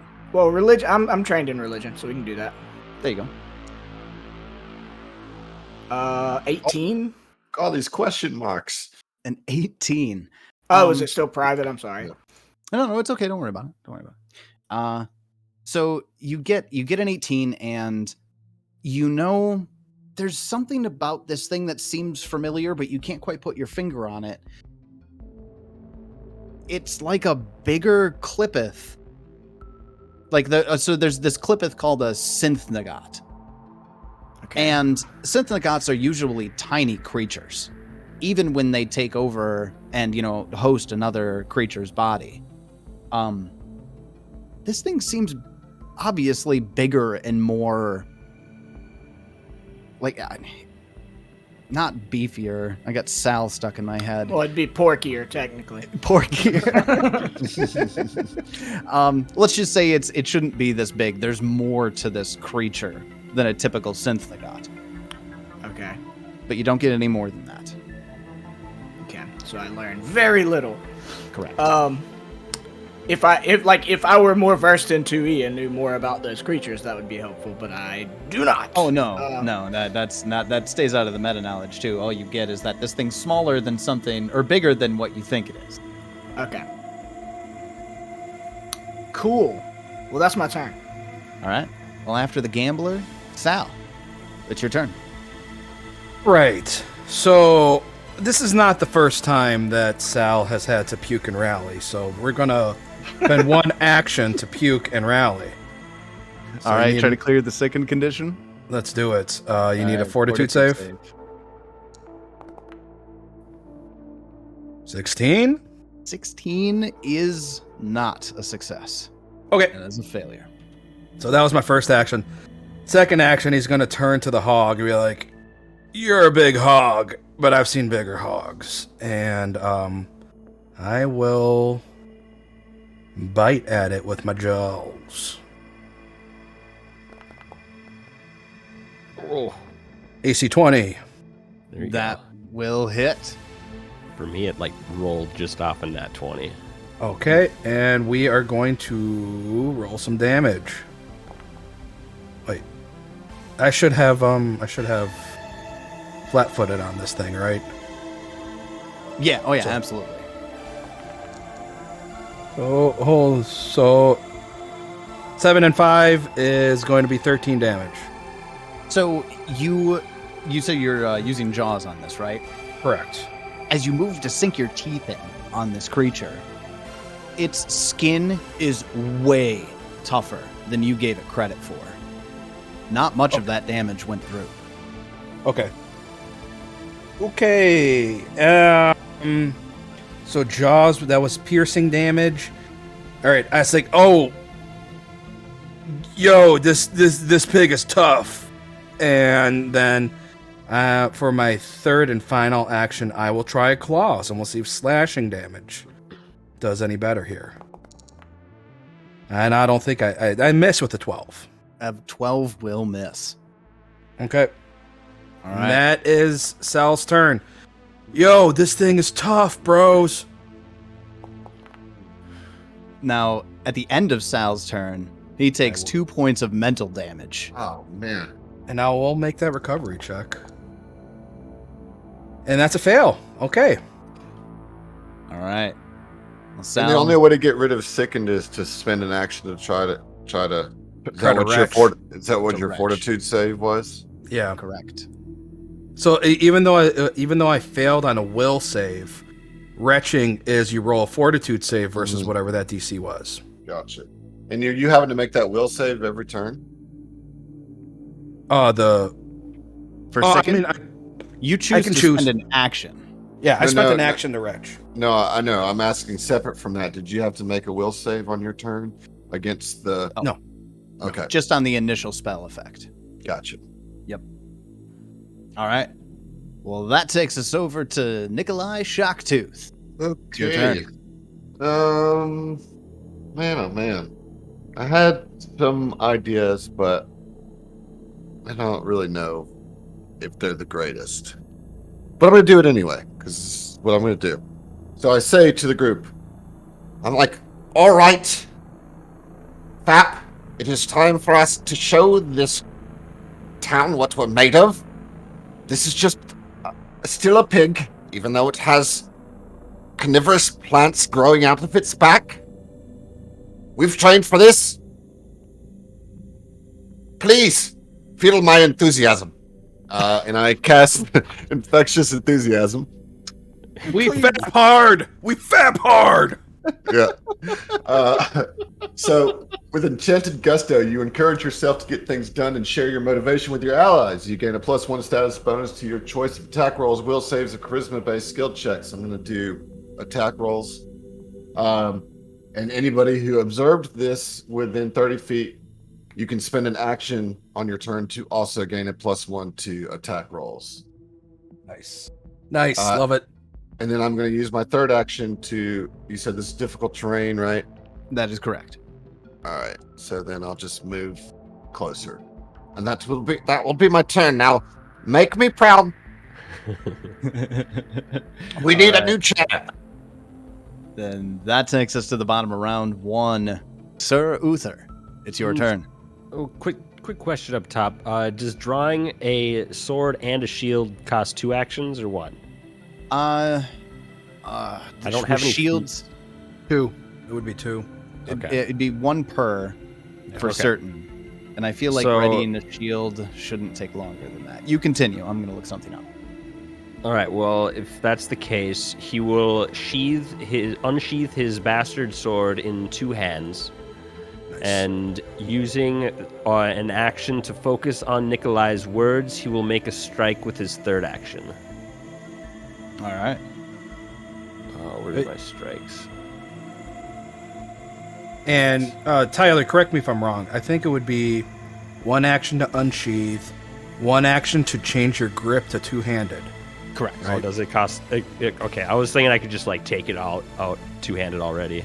I know raw it should take 2 actions. I do know some people who just flavor it as 1 because why not grip it with both hands when you're drawing with it, right? And what if you have just only a 2-handed weapon? But I feel you. So it's up to you. If not, I won't switch it to 2 hands. No, I'll call it. If you want to draw it 2-handed, you can draw it 2-handed. Okay. All I'm just all gonna of this, regrip like, that for. Take it out raw, 2 hands. Like, God Yeah, damn baby. it. Firmly grasp it in 2 hands. And here's my strike. How does a 26 sound? A 26 hits. Did you use your? Okay. Did you use your an action to gain the infectious enthusiasm? I did. I have a +12 instead of my usual +3 that I had before, or +11. That I was going to say, I don't give you that much enthusiasm. Yeah, I had no words, but here's my damage. 10 points of damage, slashing. And you fully expect to cleave this thing in half. But you meet such resistance with its tough hide that it only takes a fraction of that damage. You are right, Sal. This hide is exceptionally thick. All right. Then that's going to take us to the top of round 2. Now, at the top of round 2, let's see. We'll do that on Sal's turn. Forget I said anything. On the top of round 2, it's going to, let's see. Yep. it turned to Sir Uther last time, and Sir Uther, you're no longer flat-footed. Let me actually remove that from you real quick. Thank you. Yeah. And it bites at you. Oh. Gets a 21 to hit. Meets beats. Ooh. So you're going to need to give me a fortitude save. All right. It's my best one. Just, Come on, big money. You got this. While at the same time, you take 11 points of damage. All right. Well, my saving throw was 25. You succeed on the saving throw. Nice. With its second action, it turns around and chomps on Sal. Am I still flat-footed? You are still flat-footed because Okay. you are still sickened. Okay. Yeah, I didn't know if the persistent was... Or are they both? Awesome. They're do both this. tied to the sickened condition. Let's do this. Come on, buddy. Does All right, that's a hit. That's a hit. 2 hits. All right. Then go ahead and Yep. give me a fortitude save Okay. while you take 10 points of damage. Ooh, Nat yeah, 20 baby. fortitude. Nat 20, baby. That does it. Okay. Now I see that that 3 of that damage was chaotic. I am a chaotically aligned character. You are chaotic. I should have asked. Thank you for pointing that out. So then take 3 of that damage away. All right, 7. And actually, Sir Uther, what's your alignment? I believe I'm lawful good. Okay, so that you will take that damage for sure. Yeah. Okay. Yeah. All right. Then, 2 things. Hero point for Jason. Good catch on Nice. the chaotic damage. Sweet. And then hero point for Heath for the first hour for making a gambling buddy and finding a fun way to insert himself into everybody else's activities. Hell yeah. So that's gonna have the for the hog's third action, it takes a step towards Nikolai. That was your first mistake. And that's gonna take us over to the gambler. It's your turn. Okay. So, first of all, I have a complicated thing, and I want to go ahead and apologize for it. My ancestor stuff, my Oracle ancestor stuff, you're supposed to roll for it at when initiative starts, like when the combat starts. Sure. So Okay. I have to roll a d4 to determine what ancestor is dominant in their influence over me Sure. In currently. this moment. Okay. Right. Okay. Yeah. Like Heath is playing his own version of Everyone is John. Yeah, kind of. Oh my goodness. I don't know why I picked such a complicated class. They're so cool though. Let's see. So a D4.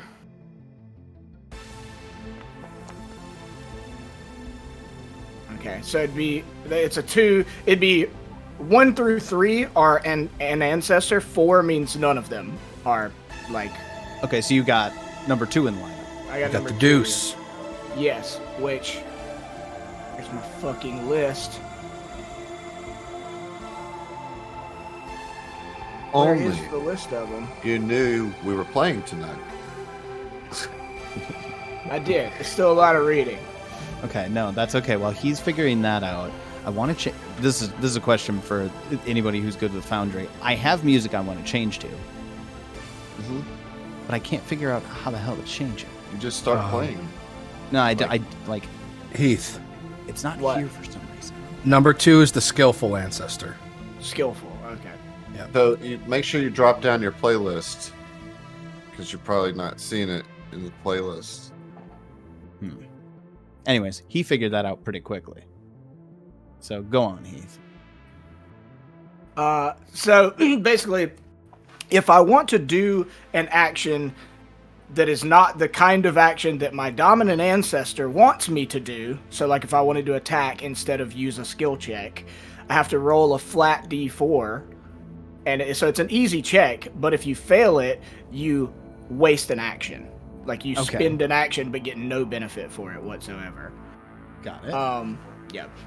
You say flat, you mean the DC is 4? Yeah. So it's you roll a just 20. DC 4 flat check. Yeah. Gotcha. Yeah.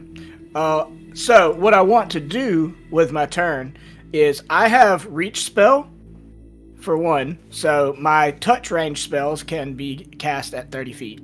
Nice. Right. So I'm gonna use a sustain to bonk it one time, and then I'm going to do my ancestor's curse ability. But here, one thing at a time. Let me roll the bonk. How many actions is your ancestor's curse ability? 1. So maybe use one action before you bonk to take on the infectious enthusiasm to get a +1. Yeah, for that. yeah, sure. That'll work for like spell attacks, any kind of attack. It's just all attack rolls, yeah. Awesome. Okay. All right. Attack with the hammer is a 22. 23. Oh, 23. Wait, no, that wouldn't apply to the spiritual weapon, would it? It's It your would. attack. Because it's a spell attack that you're making. Oh, Yep. okay, cool. Mm-hmm. Does it last for the whole turn? Like if I'm doing 2 different attacks? That I yeah, don't know. yes. Okay. But at my turn, everybody will lose infectious enthusiasm, including myself. It only lasts Okay. for 1 round. Okay, cool. Well, the bonk with the hammer is a 23. A 23 hits. Nice. And that bonk is important because it's force damage. Yes, Hell yes it is. yeah. Okay, and that's 9 Good bonk. 9 force damage. Nice. That's It pretty good takes all. bonk. It's a forceful bonk. Nice That's a bonk, forceful bro. bonk. That's a pretty forceful bonk you got there. Bro. Bro. Okay, and then so for my focus spell, which is only 1 action, and I can cast at 30 feet because I have reach spell, it is Ancestral Touch. Okay, it won't let me... Oh, here it is, cast. Oh, get out of here. Of course, I'm, like, frozen now. If I ever need something to do, I just look over at the Twitch chat and see what they've gotten themselves into at this Oh, it's a particular mess over moment in there. time. Oh, it's fantastic. I love it. Okay, so Ancestral Touch is you touch a creature and force them to see and feel the ancestors surrounding you. They take 1d4, it'll be 2d4 because it's heightened for me. Okay. With results depending on the will save. So basically, if they fail, they're frightened 1. If they crit fail, they're frightened 2, and it's double damage. Dang. All right, so we'll save on this, right? Yes. All right, let's see what this comes out as. Roll Nice. poorly. Yeah. You love it. You love it. 10. Failure. Not Full a critical damage. failure. Full damage and frightened. Yes. Frightened 1. Okay. Snake eyes. 2. Still good. 2 damage. Ooh. All right. Well, And it's mental damage, right? Yes. it's Yeah, that'll go Yeah. through, hopefully. it I would doesn't hope so. even flinch. Oh, man. Oh, no. Twists and Man. turns of this creature's mind just don't align with your ancestors' ideas of that disruption. Oh, we didn't roll the flat d4. We didn't What's the roll the flat flat for? d4 because I'm not using a So skill you check. roll a 20. not Yeah, a roll four. D. Oh, not a D20. 4. It's a 4 check. Yeah, excuse me. Yeah. So. Oh! Oh, 4! Beats Beats, right? Meets Just beats! Oh, my Wow! I wonder. Oh, my we'll see goodness. we'll see if you fail that at any point in the adventure. But Yeah, God, what an interesting twist to throw in there. All right, Yeah. all right. it's weird. Is that all 3 of your actions? Yeah, because there was 1 action to do the enthusiasm. Yeah. Yep, you're right. Okay, okay. Yeah. Bonk, Infectious Bonk? Enthusiasm, Ancestors Touch, just 1. So that's all 3. Perfect. So I think I figured out the music thing. So shifting. There we go. Abrupt shift. Yep. That's how it goes, Nope. but it's all right. No It's all fade. right. No fade. No fade. No fade. I know I can set the fade to the playlist apparently, but I didn't bother doing that. No, you're My good. bad. All right. It's all All right. good. So after the gambler's turn. That takes us over to the salvager. It's All your turn. right. All right, Salvager's going to do his thing. He's going to try to puke and rally. Let's do this. Oh, come on. Lame. No, you're supposed to be getting better, Sal. You know what? I- I'm going to hear. I I'm even hero sang pointing to that. you. I'm hero pointing it. Oh no! No way. This is Wow. why I hate virtual Hey, dice. guys on a hero point roll. Wow. All You right. died Well, at that point, right? 2 natural ones in a row. It's just instant death. nah, Oh god. That's. All right. Well, nothing. I don't think Oh, anything wow. happens on a reg on a You know, crit fail. can we check that real quick? Actually, Yeah, let me look that up. Let I'm me just look that up. curious because Fuck. that's destiny. The dice are speaking. What are they saying? It says that Uh, virtual dice are cheating. I don't know where to. You're sick. No, there's nothing. You get a success Okay. condition or a critical success, but there's nothing for critical failure.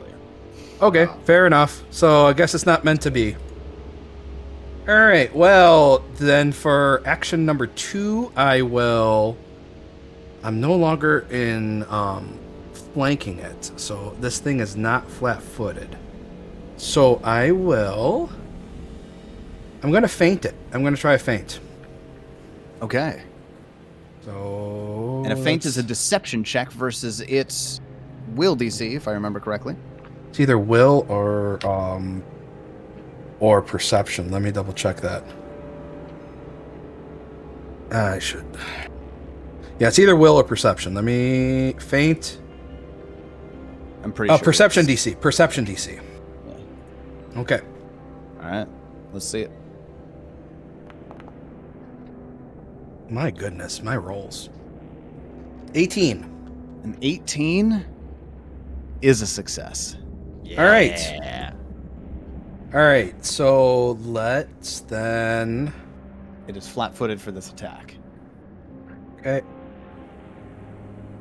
Claw. Nice. And 24 hits.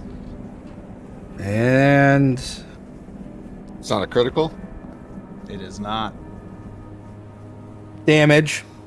So 6 damage with the claw, which with 4 of that being precision, 2 of that being physical. All right. Now, none of that damage goes through. However, as you claw at it, you end up breaking one of the pustules that's growing on its skin, Oh, Jesus Christ. and it sprays Okay. spores in your face. Give me your Oh, fortitude.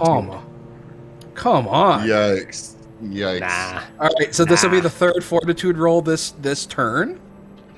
Let's not make it a natural one, shall we? 4. Okay, we're sticking with the single digits. All right, We're Dice sticking hate you apparently right now. sticking with the single digits. Let's do this. Okay. We're not going to talk about everything that happens right at this moment. But we are going to talk about how your clumsy one Oh my god, dude. Oh, Phenomenal. great. and how you're also flat-footed. Yeah, well, I was already flat-footed. I mean, with a more stringent requirement for clearing it, unfortunately. Oh my All right. god. Just what a rogue wants, right? Clumsy. Yeah. Yeah. Exactly. It's the perfect condition for you. Oh, jeez. I think I Okay. might have to bail. All right. Balls. I think you still have one action. No, because fainting was an action. And Yeah, then that's right. it. So retching, fainting, and striking. All right. Well, it's not looking great, but neither is Sal. That takes us over to Nikolai. Now I need you to get this shit together, Oh, and hold I on. will be. I'm going to help you, but I need you to get your own self centered. Remember, you have your own mantra. I love that you gave the speech because Foundry reminded us that Sal took 4 mental damage in the background, and also got a what on your recovery check? That's a 6. That's another single digit. Jeez. Another How many failure. single digits can I roll tonight? That's All of them. Yeah. All right. Okay, well, I'm So- going to move into flanking position on the northern side of this and do a spell strike. Ooh. All right. So with my scimitar first, and then I'll do the magic if I hit. Come on, baby. Here we go. Mm. 26 against Nice. flanking. It misses the crit by 1. Oh, you suck. By 1. But it All is a right. hit. All right, well, so this damage probably isn't going to go through because it's physical damage. That's 7 points, but then I'm going to add on my spell damage, which is going to be Gouging Claw. Oh, well, it's also physical damage, but it's a d6.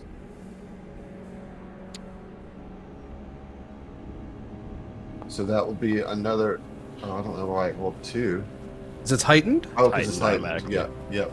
Okay, well, there you go. So that's 14 plus 7. That's 21 total points of damage from Nikolai. As he strikes with his scimitar, and like as he's coming through the air, a claw, like a ethereal claw, seems to grow at the tip of his scimitar and slash through this pig. Hopefully, And you can even see it drag a little bit with resistance on first contact, but then the claw finishes through and slices clean. nice. That will deal enough damage To kill it. to put the squealing pig out of its misery. And that Oh. claw that's like ripped along the side of this, you see the like Venus flytraps that came out of this thing Yes. just get ripped from it. And they fall into a writhing pile on the mud. And everything squeals and makes disgusting floppy noises. Well, Macaroni You're- noises. you're Who wants barbecue butt? Good job, Nikolai. Thank you. Gambler, I believe I won that over under again. Son of a bitch. Good He telekinetic projectiles your money over to you. I'm glad your we- claw we- worked better than mine, Nikolai. But Since we didn't Okay. establish the amount of money, I'm just assuming it's 1 silver if Yeah. we bet on something and don't say it. Yep. Let us take care of our friend. Is there anything that we can do to help you, Sal? Do I need to stick my finger down your throat again, like spring break? You were there. oh, I've always been there, but that's back when I had the man bun and you held my hair back. Right. would you need me to do that again, or what?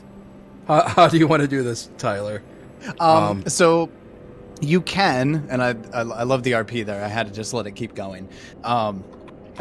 You can attempt to assist. Now, normally it's kind of up to me and how you can assist. But I want to ask: are you trained in medicine? Nikolai? No. Nikolai. I'm an expert in medicine. So the best Nikolai could do is be there for moral support. Right, I will hold your hair. Even though it's no longer a man bun, I'll just hold your short hair on the back of your neck. The gambler, on the other hand, if he's an expert in medicine, would granted have to stomp out into the mud. Yeah, I but mean, he will. you could check, and you can give me a medicine check to see. Well, if you can no, figure out you're what's the going on. only one that has clean clothes. Oh, damn it! I don't worry, you little head. I will prestidigitation my own pants. You should have pressed a digitation to grease off the pig. Dang. That would have been genius. It's a little late for that. Yeah, so he'll come up to you. And yeah, I've got a +8 to medicine, so Nice. Perfect. And while Go ahead and they're give me doing one. that, Sir Uther just like eyes up the crowd. How's the crowd reacting to this pig turning into a thing and then trying to kill us? Great question. After the initial screech of surprise from the audience, they didn't actually go very far. They just Wait, kind of were watching this all unfold, almost as though it was part of the festival, And when you're done, and you're patching up Sal here as he's kind of, dry heaving in the mud, there's scattered claps and some dark faces. Are you not entertained?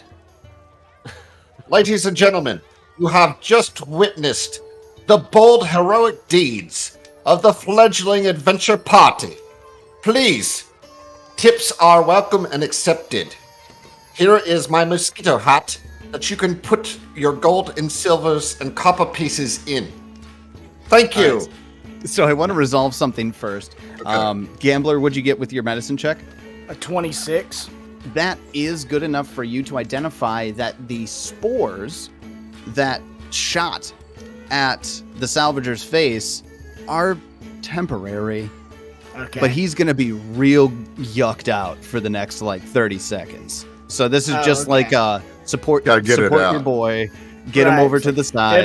It'll pass. And let it pass. Now Yes. his mental damage, on the other hand, is going to be a different story, and we'll go through that in a few checks here in a minute. Until then, with the crowd and what with Nikolai said, a couple of men come out to the mud pit and grab the pig by its hooves and start dragging it toward the fire pit. And just after Nikolai is gives us tips, we're fantastic, please and thank you. He goes, sometimes things get bad in them.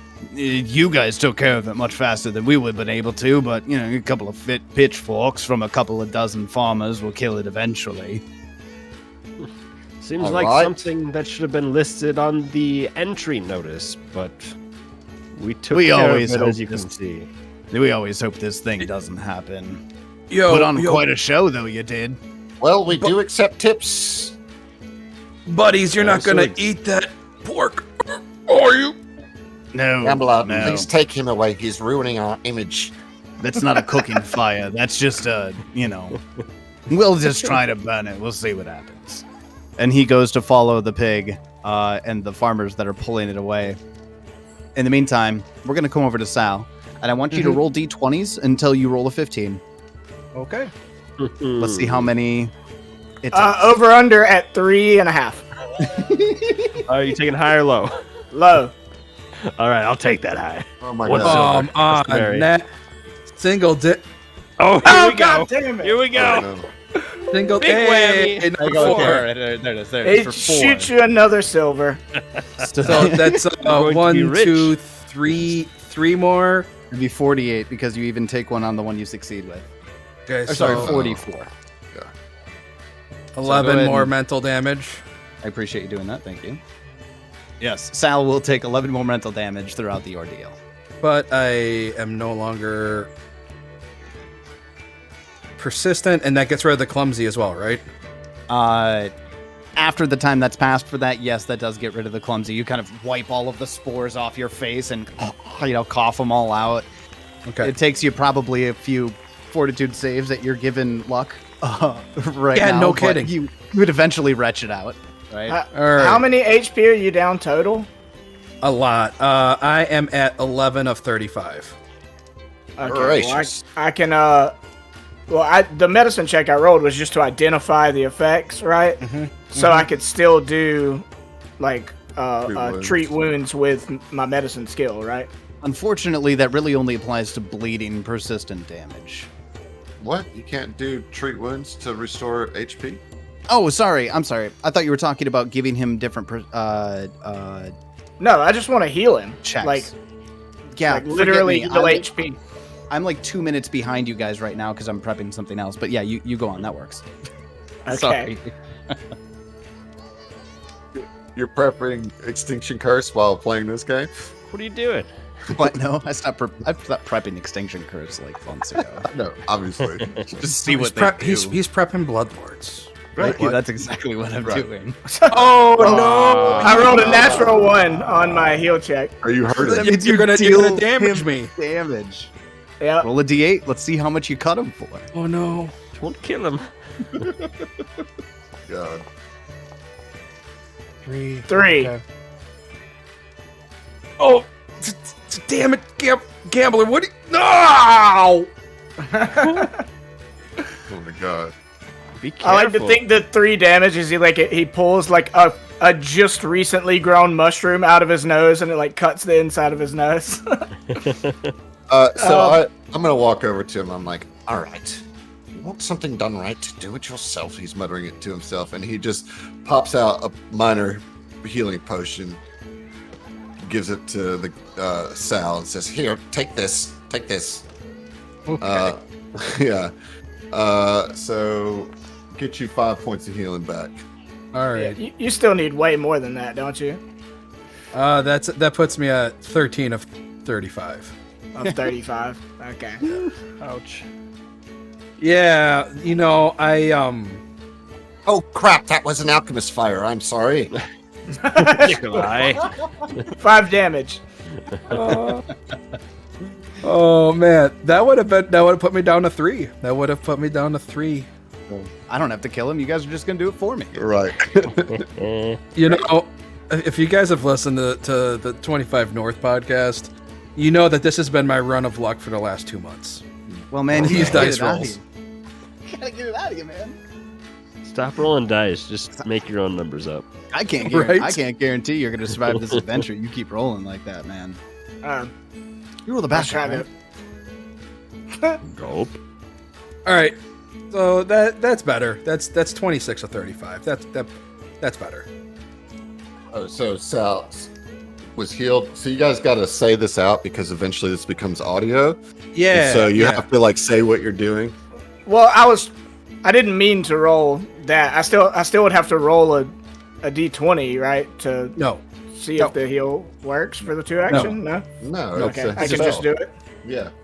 So yeah, as the 2 action heal comes Sal's way, you all start seeing like the scales start to mend themselves together on his body, covering up the little spores that have kind of buried themselves into his skin from that thing.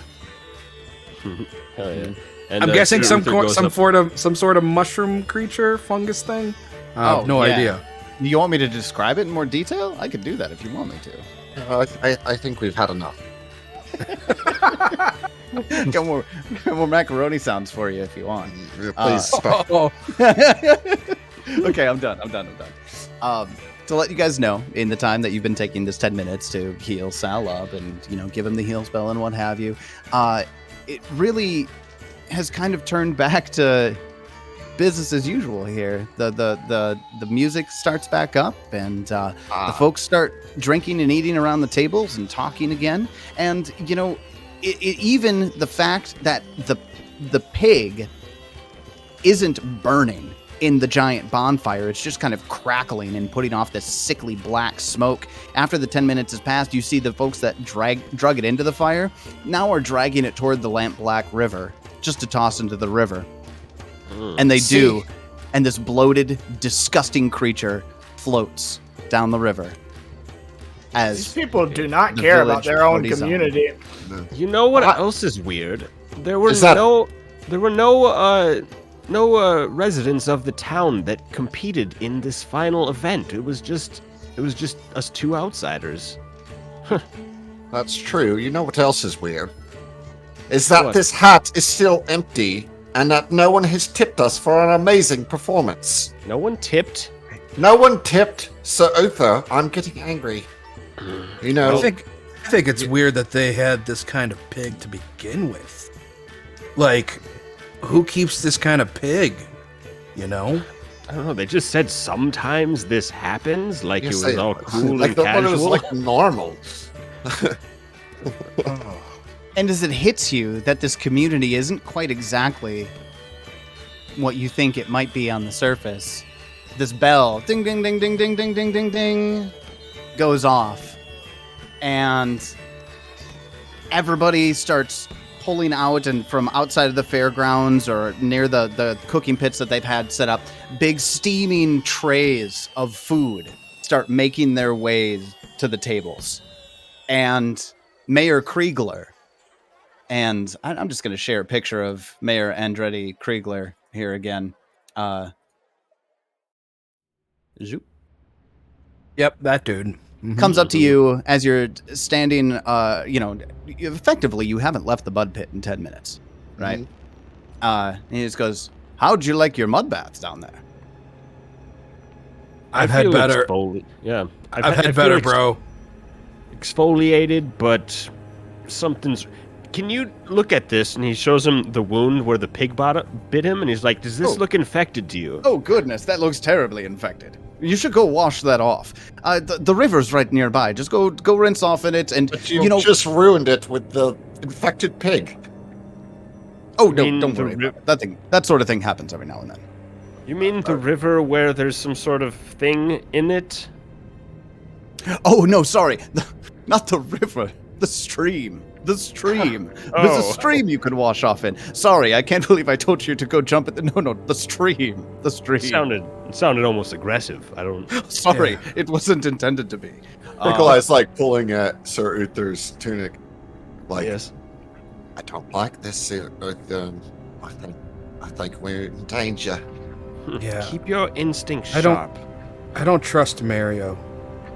I tell you all, you've been such good sports, and there's Ornagod's taken an especial liking to Sal.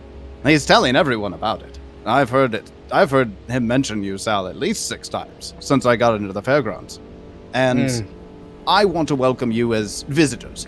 Please sit with me at my table and dine with me for the Founders Feast Festival. We have some traditional activities to have. There'll be a recital of our town's history by some of the locals, if you would be so interested. Well, I mean, if I didn't feel like the floor of a taxi cab, maybe, but.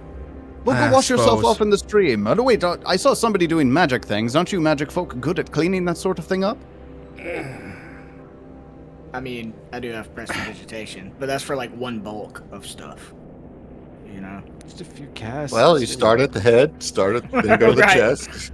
He's pretty small, you know? Yeah, that's right. However you arrive, if you do decide not to rinse off in the stream, I suppose I understand. I don't imagine the city folk coming to sit down at the rural community's table dirtier than the folk, but I digress. Come join me. My table is up towards the front of the bonfire. I will see you shortly. And he turns and walks away. Did that Oh, bro so- just insult us? No, I don't know. I don't think so. I think he was suggesting that it would make sense for us to get cleaned up before we sit at the table. However, I must encourage all of you to not eat this food. Maybe pretend like you are, but I have trail rations, granola bars that you can all sustain on. I think that there is something afoot. My Oh, yeah. instincts are going off, and No. I don't like it. No, I agree. I agree, bud. I think I'll stick to eating this Cliff Bar in my pocket, but I got your favorite kind, the peanut butter and banana. dude, you know what I like, bro. But Indeed. where do I go find this Twitch stream? Tomato splat. Let's wait for somebody to plug something there for a second. Hey. Hey-o. So, do you all decide to go clean off in the stream before joining the mayor for dinner? I suppose. It's up to you. You don't The have fact that you keep insisting on it makes me I'm just really asking. not want to. Will you just please prestidigitate us? He suggested that I would be lesser than the townsfolk who all aren't dragons if I didn't clean myself. I think Well, I need he's- to. It's obviously ignorant and not a dragon. And now I'm doing It's your true. accent.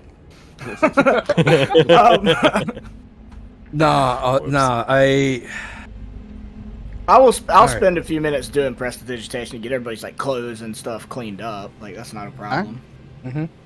Okay. And the nearby villagers do take note of it, and they kind of like eye you up and down. A few of them go, "I wish I could do that."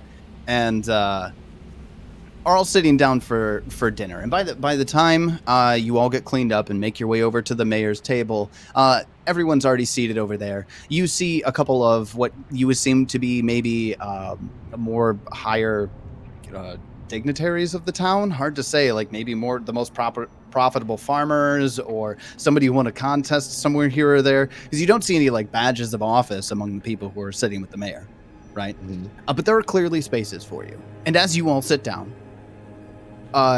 another course is being brought out to the whole table. And this huge bowl, this wooden bowl, has a lid on it. And they set it on the table and they lift it up. And this plume of steam comes out. And you don't need to give me a perception check to have me tell you that it smells delicious. There's sausages, like there's blood sausage in there. You see some black mushrooms that just have this absolutely gorgeous smell to it. This looks like an interesting feast. There's some other stuff you see in there that you really can't quite put your finger on, but not because it looks gross, just because you're unfamiliar with the meal. Human flesh, you mean? Yeah, I was like, I just get the Indiana Jones vibes. It's like writhing snakes and monkey brains. Right, that's the same vibe I got too. Well, I mean, that's not what he said, though. No, I understand that we're all feeling Delicious. that, but he did describe it as a lovely waft of stew. Yeah, but he also absolutely. used the blood and mushrooms were in the opening 2 lines of the descriptions, and I'm pretty sure how we're all feeling about like mushrooms and spores and stuff right now. You know. Yeah, So- and you're trying to coax us out of a perception check by saying we don't need a perception check to see that this Tell you is without a perception so check. good and This we is want to eat it. delicious. But what if we want to perceive Can we it? sense motive on the GM or what?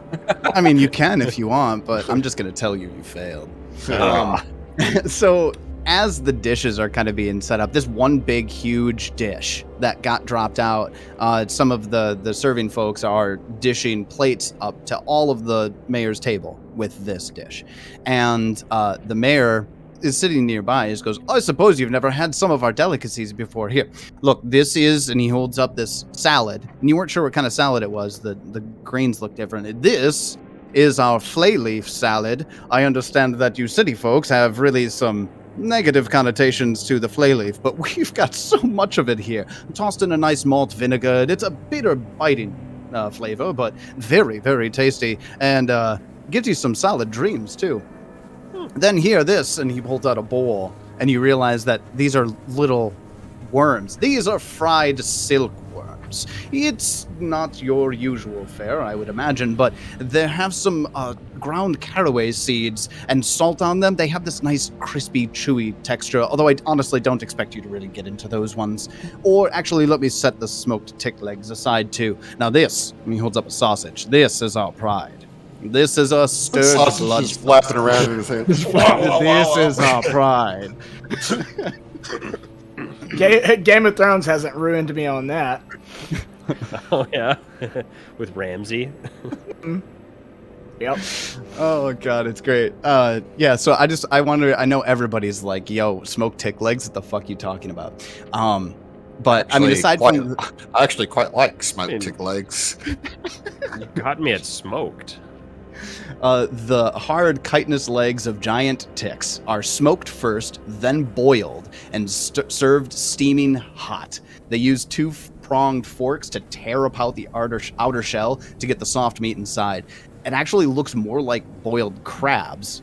Yeah, Then- it's like, I have to say, it sounds like crab meat. It's Yeah, crab so- meat, essentially. yeah, but they're, well, giant ticks. My family of kobolds used to, this was a delicacy that we'd eat on special holidays. It's been quite a while since I've had smoked tick legs, and I know that I just said, And he's like looking at Uther, like pleading. like, I know that I just said we shouldn't eat this, but I must say that my mouth is watering. Please help me, Uther. I can't not resist myself sometimes when it comes to smoked tick legs. Oh, you go just on. said, Have fun. Maybe you should just enjoy the corner with your trail rations, and we'll see how good these tick legs really are. But no, you do what you want, Uther. This is a party. You're Uther. I'm Uther. Nikolai, Nikolai, do what you How please. many of you, show of hands, how many of you sustained mental damage?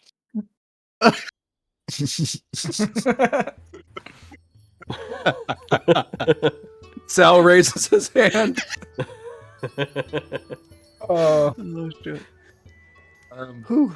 Can I roll a perception check on the food?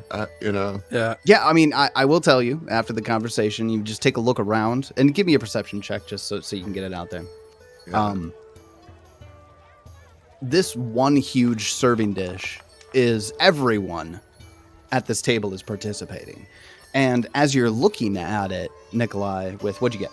19. Man, that kind of looked like Nana Shock 2's smoked tick legs recipe. Like it smells the same.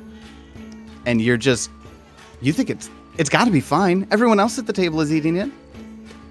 Nana Sharktooth was a saint. We love Nana Sharktooth. No, Sharktooth. I've told you Shock, this shock, a million times. Shock. She had she had shark's teeth. No. Shark teeth. Because they Maybe when Shark you- Teeth could have gotten through that pig. maybe they could have. Right. So tell me. Are you saying your grandmother was a shark? Nope. So who at the table is having some black mushrooms? Don't Go do ahead. it like this. After Sal's experience with fungus, I think he's off that mycelium bandwagon hard. Hard pass from Sal. Anyone else at the party? Black mushrooms? You No, know, I'm really going good. to pass on the big dish, but Nikolai is going to be unable to resist the tick legs. That's fair. I think the gambler is going to, like the caveman diet, like only the meats. Like he's Only the only meats. partaking in the meats. Okay. I think Sir Uther eats everything liberally. Got it. Good answer for that. Then his previous answer tells me that the flay leaf salad you're just not involved with. What about the silkworms, the tick legs, and the blood sausage? I mean, Eating it. is worm meat? Is Technically. that classified as meat? Do we know about Flayleaf? Depends on how good your society check is. If you want to know a little more about flay leaf, Yeah, or let's do crafting would work here as well. that. I'll do society. I don't have anything in crafting. Hey, it's a double digit at least. Hey, that's true.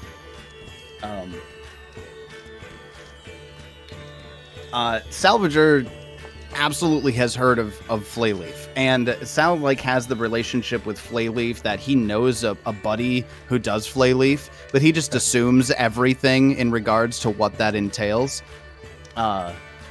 Let your mind wander where it goes with that. You're not entirely certain. That being said, Heath, I see you rolled one. What'd you get? 18. And Nikolai? 18. You are both aware that Flayleaf is, in fact, a drug. And it is a mild intoxicant. And depending on how you ingest it, can really, the effects can vary. At the very least, this is... Sorry, not the very least. very the very least. least. Very leaf. This is a, unrefined Flayleaf. Does it soothe upset tummy?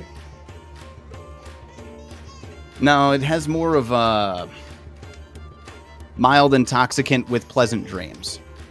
Ayahuasca. There you go. Sal, I think you should have some salad. Uther, watch this. Yeah, Sal, eat it. you need to eat It's your good. greens. You need to eat your greens in order to be in shape. Well, my daddy said that vegetables are what make you strong. Right. And why am I talking like the gambler? I don't know. It's I'm really going confused around on this what- yes, evening. I feel like you have all lost your identities, and that makes me quite nervous, actually. Our identity, sir, is dragon. Yes, and we all Right. commingled in All the right. primordial pool as we were being siphoned down into smaller versions of each other. Okay. Like, Have you I all know- already had some flay leaf? Is that what's happening here? I know. haven't had any flay leaf at all. So I know a buddy whose cousin like did flay leaf, and I know like how crazy he got. But I mean, if you say that this is okay, I trust you, little bro. All right. Yeah. So yeah, I'll eat the salad. anybody who eats any of the flay leaf salad, I've posted a fortitude check for you to make in the chat. Go ahead and make that check. All right. Oops, I hit mine twice. Oh come on. Natural 2. Come on. Seriously, Okay. Come on. I can't catch a break tonight, You dude. can't. Okay. So interestingly, I don't know if you've never played with flay leaf before, but we're about to play with flay leaf. What actually happens will occur in about 10 minutes, but the first couple of stages are positive. So we'll get into what the negative stages are later this evening. Okay. I'm gonna make a little note here, and that's gonna be fun. Have you guys tried these sausages? They're wonderful. Wagging them at people. Okay, all right. So hold on, let me just make this note real quick. Sal's flay leaf. Like Nikolai is chuckling heartily as Sal's just tucking into the flay leaf salad, while and he's like crunching down on some tick legs. Like I don't know what the big deal is, man. This stuff is.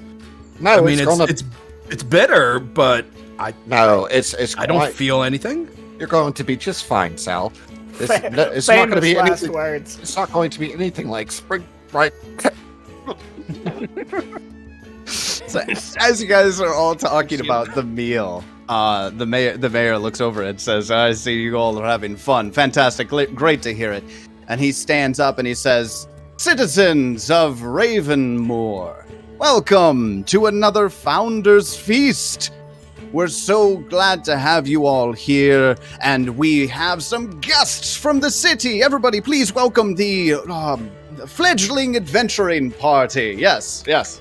We saw them take out that mutated pig a little bit earlier, and like it was nothing. It takes at least 3 dozen of you to do that anytime it happens, and the whole crowd just starts,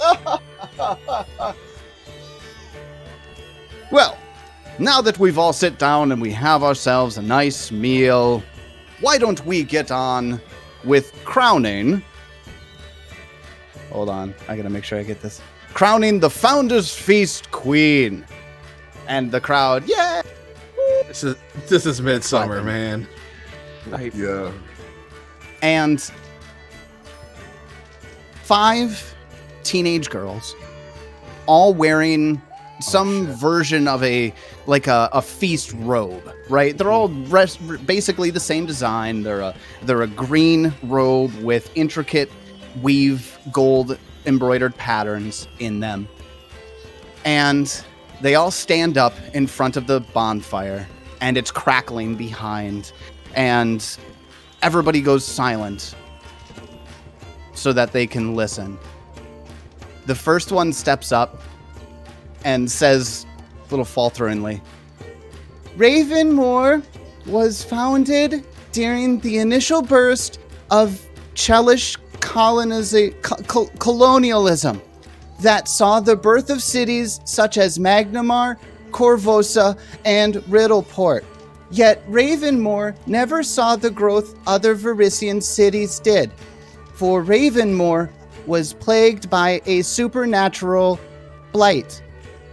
And she shyly skitters back into her place. The next girl steps forward. "The citizens of Ravenmoor suffered under this blight. Our ancestors tended sickly crops, reaping neither healthy grains nor plump produce. Instead, children were malnourished. Elderly passed on to the River of Souls before their time. There was nothing to augur but devastation, ruin, and death." She steps back and the third steps forward. "The founder, however, did not see fit to leave her herd to despair. The founder paid tribute to the great dream tender, begging for guidance, pleading for anything to deliver Ravenmoor from its suffering. But one night, the slumberer gave upon the desperate founder a vision. In the churlwood dwelled an answer to our plight. Told the vision. She steps back. The fourth one steps forward. The founder, in her infinite wisdom and devotion to the dormant dreamer, forged out on her quest to save the people of Ravenmoor. For weeks she delved deep into the churlwood, searching for the signs. All the while, the people of Ravenmoor pushed on into planting season, with prayers to the dream tender for the founder's success and to return to them.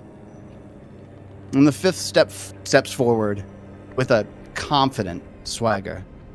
It wasn't until the planting season had already begun that Eola Kriegler returned to us, her skin parched and her bones weary, but with triumph in her eyes. And she returned not alone, but in the company of 2 druids, who now served her as guides and advisors. It was from their master that Iola learned the ritual of ripening. She performed the ritual that very night on her return, and drew the blight from the land into her body at great risk to herself, and so saved us all. Ravenmoor would not be what it is today without our blessed founder. And all 5 girls step forward and move their hands over to Andretti Kriegler, and they say in unison, "Thanks be to the Kriegler line!" And the crowd all stands up, and they begin cheering. And they're just losing it, and each of the girls kind of, the first 4 awkwardly bow in their, thanks to the applause, but one of them is just beaming with confidence. That's the queen in there. She's got a big smile on her face, and the people at the mayor's table with you all put their heads together, and they start whispering. I see everybody leaning forward. Yeah. Give me perception check. What are you saying? So good, Summer. Public or Oh, Keep it all public. keep it public? I got a natural 1. 22 for Nikolai. Natural 2. All right. I just give up. I give up. Roll above a 10. I love this. Everybody, Solidarity 9. except for Nikolai, rolled sub 10. Perfect. Yes, well, I didn't eat the leaf. Nikolai, with a 22, you clearly hear when they put their heads together, I think Shell has it this year. Oh yeah, Shell has it by a long shot. Did you see that rendition? She didn't hesitate a bit. It was perfect. Yes, no, I quite believe that you're right. Yes, You I should. also agree. She was quite lovely. And another one, and this is with your critical success, Adam. Oh, nice. Nikolai, you hear one of the men, under his breath, say, "Well, that's appropriate given the events of the evening." And he just kind of scoffs and looks away. What? But after the elders break apart, don't really giving you a chance to do anything about it, they bring a wreath of flowers to place on Shell's head. And say, and then Andretti holds his hand up and says, "All hail the Queen of the Founders Festival!" And the crowd bursts in cheers, and the song starts, and the festival seems to kick into high gear as everyone begins dancing to the music. I was trying to give you some Foley work there, Tyler. I appreciate it. Thank you. Yeah, bud. you did. I can Where's only do my so hero much point, motherfucker? You have 15 minutes. Somebody could still come behind and steal it from you. All right. All right. So first, before we go farther, I am going to point out that right now, in this moment, the party feels alone. Everybody's standing and excited and looking around, but you all just are sitting there at this table going, "What the fuck just happened?" Tell me what your characters are thinking. Yep, this is a cult. Nikolai is probably making connections to the painting that he saw in the manor. That'll do it. Take your hero point, Adam. Hey, That'll do it. yeah. So, like he, obviously, kind of making some connections that that's the founder and connected to the mayor and all that kind of stuff, and wondering what Shell has to do with it. And the elder that said, given tonight's events, like that really piqued his interest, but he can't make a whole lot of sense of that. And he has lost his appetite at this point. I think that display kind of reminded him that he was unsettled.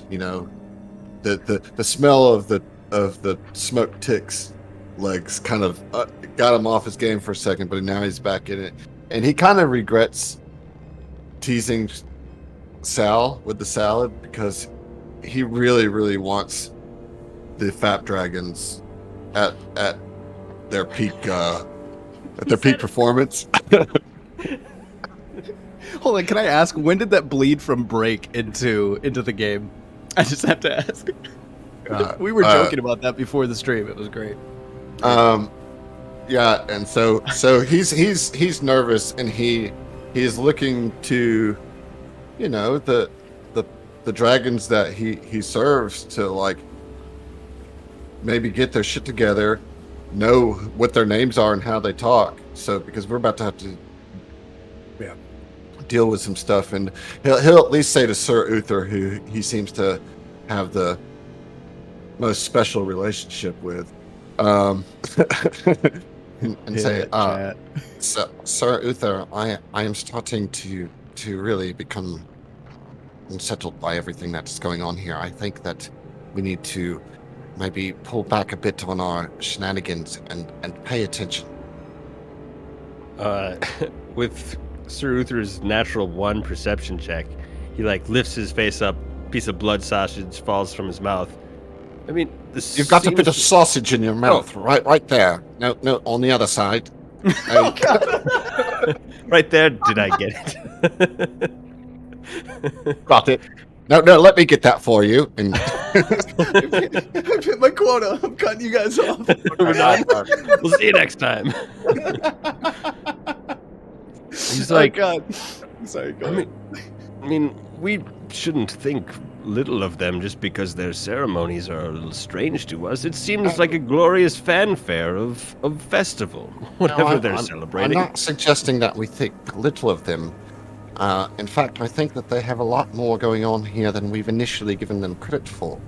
I don't think that this is just some backwater town. I think that there is a much more dangerous foot. Do you think that they have betrayed our kindness and our mercy to them for... Because we could have came in here guns blazing, tax collecting, but we showed them mercy. We wanted to talk it out. We wanted to figure out what happened to this person. Do you think they're betraying that trust? I think that they have us right where they want us, feeling comfortable with all this food and frivolity, and I think that we need to remember why we're here. Yes. A trio of humans walks up to the table. One of them is Shell. The other, an older man and woman. Potentially Shell's parents. And she looks at Sir Uther and kind of bats her eyelashes at you. Oh, hello. I've heard so much about you all. What are your top 3 favorite things you've heard about me so far? Oh, hold on. Let me try. Well, I didn't hear this. I really just saw it. But your chest, for one. Second, your blue hair is just gorgeous. And third, I hear you're secretly a dragon. You noticed. Well, your attempts to seduce me are hereby successful. Continue. She comes and she scoots in next to Uther. And pushes Nikolai out of the way. Nikolai completely does. And the father who's standing there just kind of cocks an eyebrow, but then turns to the gambler actually and says, I've seen quite some things out of your group today, sir. I'm assuming I would address you, obviously the strongest of your party. You must be the leader, yes? Of course, yes. In all things. He's not like Nikolai is desperately trying to but like everybody's just talking over him. There's like, no, And the mom, listen. noticing this, kind of hips Nikolai to the side and sits down next to Sal. And like now there's nowhere for Nikolai to sit. Like somehow he lost his seat. It was absolutely adorable to watch you in the three-legged race with Onagard. Is it Sal, right? Oh, well, yeah, it's Sal. It's Sal. And who are you? Adorable. Absolutely adorable. Hi, adorable. I'm the salvager. Oh, you're cute. I love it. I love it. No, my name is Alpu. Alpu? Yeah. Okay. Okay, Alpu? So, I gotta ask, like, what's the deal? So, like, what's is it like kind of like a beauty contest that your daughter just went through? Like, what's the situation? To be honest with you, Sal, it's not necessarily a beauty contest, but it doesn't take much to look at my daughter and know that really has something to do with the judge's decision this evening. No, She looks over at Shell and she just starts beaming. No, she's very good looking. There was a girl I knew that looked just like her in Riddleport, but that's a different story. And while Alpu and Sal are having this conversation, the father with the gambler says, "I see you're a gambling man. I would have got you before the judges came by to have to wager on it, but I know who really would have won, and I think you do too. Right? Am I right, boy?" And he slaps you on the back. I was kicking myself for missing a prime opportunity for a wager there, but I definitely would have bet on your daughter after her confident recitation of her line. He looks over at Shell, his daughter, and he beams and he says, "Yeah, she has confidence, all right." All the while, Shell is just hitting on Uther. She is just hitting on all of Uther's buttons, right? As far as she can tell, and it doesn't take much for her to tell that compliments are how to press Uther's buttons. So she's like, polished his buttons. Get your grubby hands off of him. She does. She strokes your shoulder as she's talking with you. She, plays with her hair.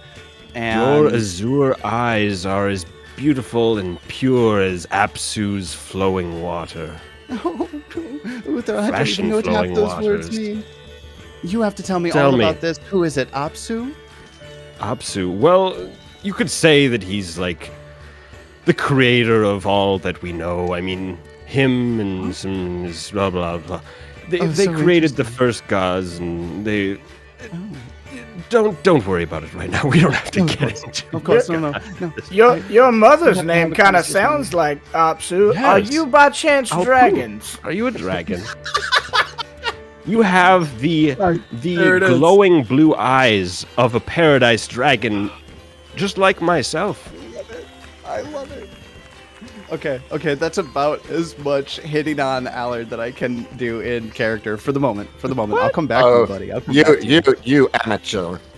Some more I've been flaily, hitting on Tyler. Alan's character all evening.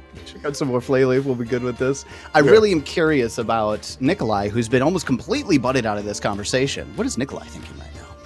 I'm quite angry, actually. I had just spoken with the fat dragons about keeping their minds about them, and they've all been hoodwinked in an instant. And I have nowhere to sit, and I just feel like I always do, which is pushed to the side, and having to do this my own self. What do I see? Do I see anything strange going on? I would really like for you to give me a perception check, which we will have our sense motive for Nikolai, who is objective third party here, looking in on the situation. I don't know if I'd go that far as to say objective. I think I'm That's going to use true. that hero point you just gave me for that. Probably Since call. we're probably getting close to the end here, so might as well burn it out. Let's go. Here we go. That's I'll good. take it to a Better. dirty 20 from a 10. Okay. How many hero points has that been for you, Adam, that have gone to a dirty 20? It's like your Every- third one tonight. Third one, yep. Magnets to it. A couple of things.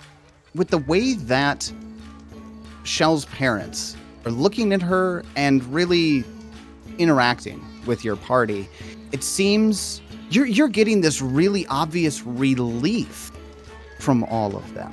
As strange as that sounds, they're all Relief very from- relieved. From who? Who's relieved? All three of them. The humans? All three of them are relieved. Yeah. Oh, I'm Okay. sorry. Yes, those three. Shell and her mom and her dad. Okay. They're all very relieved. And that seems to be directed at you somehow. Separately, the parents are looking at their daughter in a way that's like this absolute, like, we love you. And there's that, again, relief because of you and her. So, am I making any connection that our triumph over the pig maybe saved her? You're not sure what they're relieved about specifically. All you know is that it has to do with your arrival and their daughter. And they're relieved at our collective presence. Correct? But I'm agitated at their collective presence. I just I want to can make only that. imagine. I just want to make that clear. How is Sal doing? Because now Nikolai is really kind of regretting. Uh-oh. We lose someone? Allard, no! I'm sorry. Sir Urtha! I'm sorry. I pressed the wrong button. Sir Uther passed out and hit I the had to table go. for a sec. Me and Shell got to get out of here. No, yeah, right. Turn your camera back on. Didn't I? Nope. See it? It is on. I see it. Yeah, I you're don't know, back. you just You're need back yours on. to You're good. You good? You good? My bad. I didn't mean to ruin everything. You're good. All right. So, Thank you, so- Emily. Yeah. Red So, button's too enticing. yeah. So, yeah. As I said, he's regretting kind of pulling that prank on Sal. Is Sal seeming to hold it together? Okay, or it's a great question that you ask right at that moment because Sal, the flay leaves, the flay leaf is starting to kick in. It's kicking in, yeah. It's kicking in, yeah. Ooh. Okay. Yeah. Whoa. So, like, do all your ties, like, move? As he's looking at her, at, like, a scarf. And she looks down and sees your bowl of empty flay leaf salad. And she goes, "Oh, I see you tried the flay leaf salad. Are you having a good time, honey?" It's moving, and it's so pretty. Ooh, And he's here, just, let me- like, let me make staring it right better. at her scarf, which And is, she like, just starts right... dancing. Yeah. She starts dancing to kind of fuck with your vision. And she's Okay. got this big knowing This is smile on good. her This face, is and she looks over at her husband and she goes, "I remember when I could do this to you without any issues. Now you don't Oh. even feel it." oh no. And she just starts dancing. That's how she dances. Yeah, she's just looking to get the movement. little in crab Sal's dance? vision, right? Yeah, correct. She doesn't do the crab dance, but I can only show you so much on stream, Heath. I'm not standing up. I don't have pants on. Well, I'll be here all night. Grab people. All right. Do I need to make a save or anything? No, absolutely not. You're just you already failed that save, bud. Okay. Um, Gotcha. More specifically, you get an item bonus to, I think it's athletics Oh, and nice. acrobatics Oh, even better. for at least the next hour. I'll double check that. Tumble But- through, baby. Tumble through.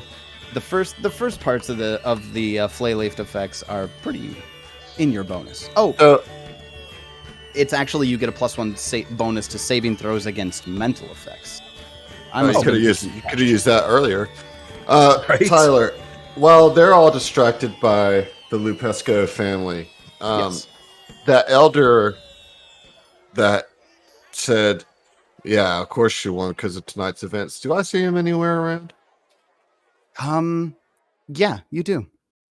He's Can around. can I like kind of just hover a little bit around them to see if I hear any further discussion from him?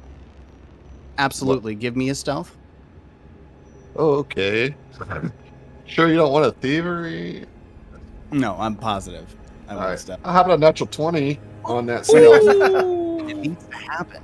You find that the tables are perfectly, suited for you to duck under and scuttle, right? Right. Do you find the guy going I'm to like, the table? I'll be back, and like nobody even acknowledges that he's. It's like, yes, I don't care. Tell me more, Shell.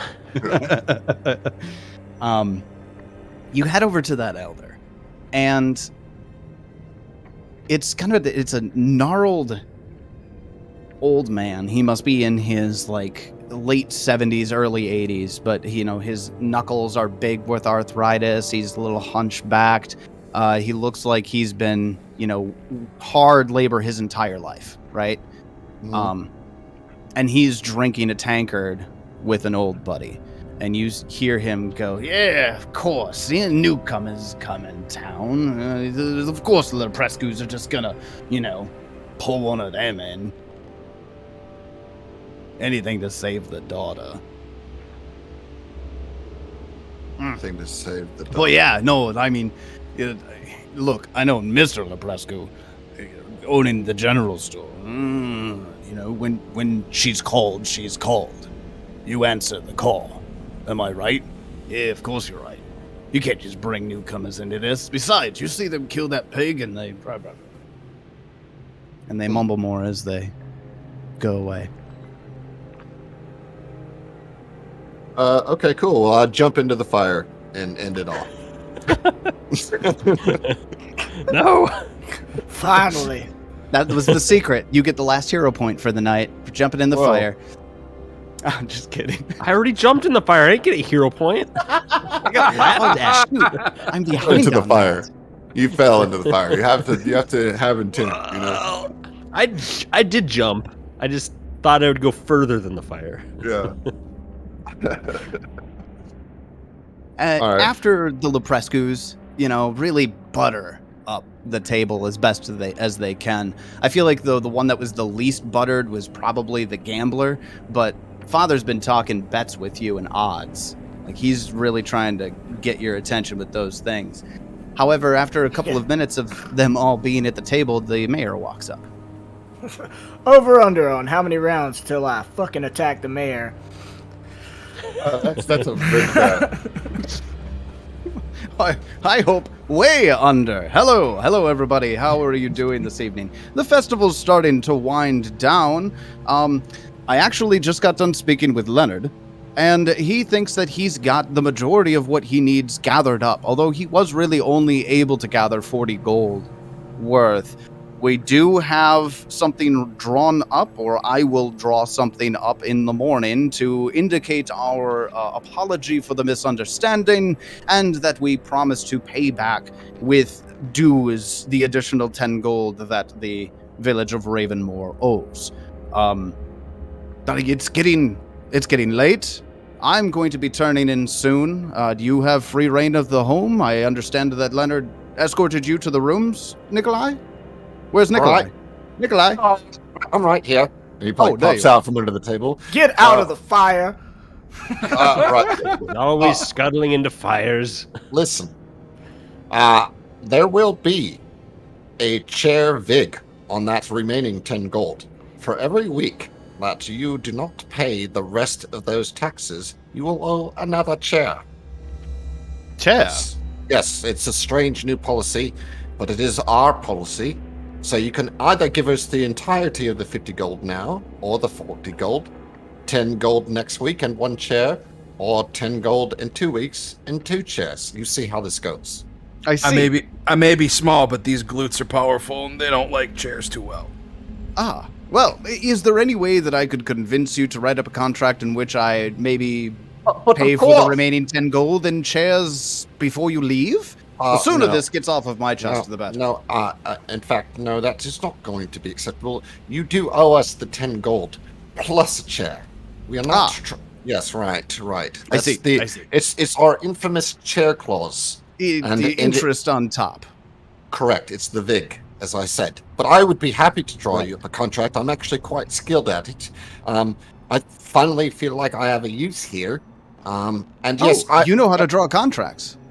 Yes, I do. Oh, Nikolai. And he kneels down to you and goes, that is an extremely useful skill to have. Do you mind drawing up that this evening? Right, yes, I will do that.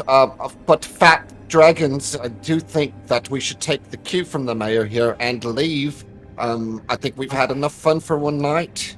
I want to dance. Especially you, Uther. Say good night to Shell. It was really nice meeting you, Shell. I'm glad that you did so well at everything that you did. But really, Sir Uther must be going now. I want to dance. Tell me, Shao, what do you have planned for the rest of the evening? Oh, please, Uther, tell me what you have planned for this evening, and I'll clear my schedule. Clear that schedule, because we're about to go long.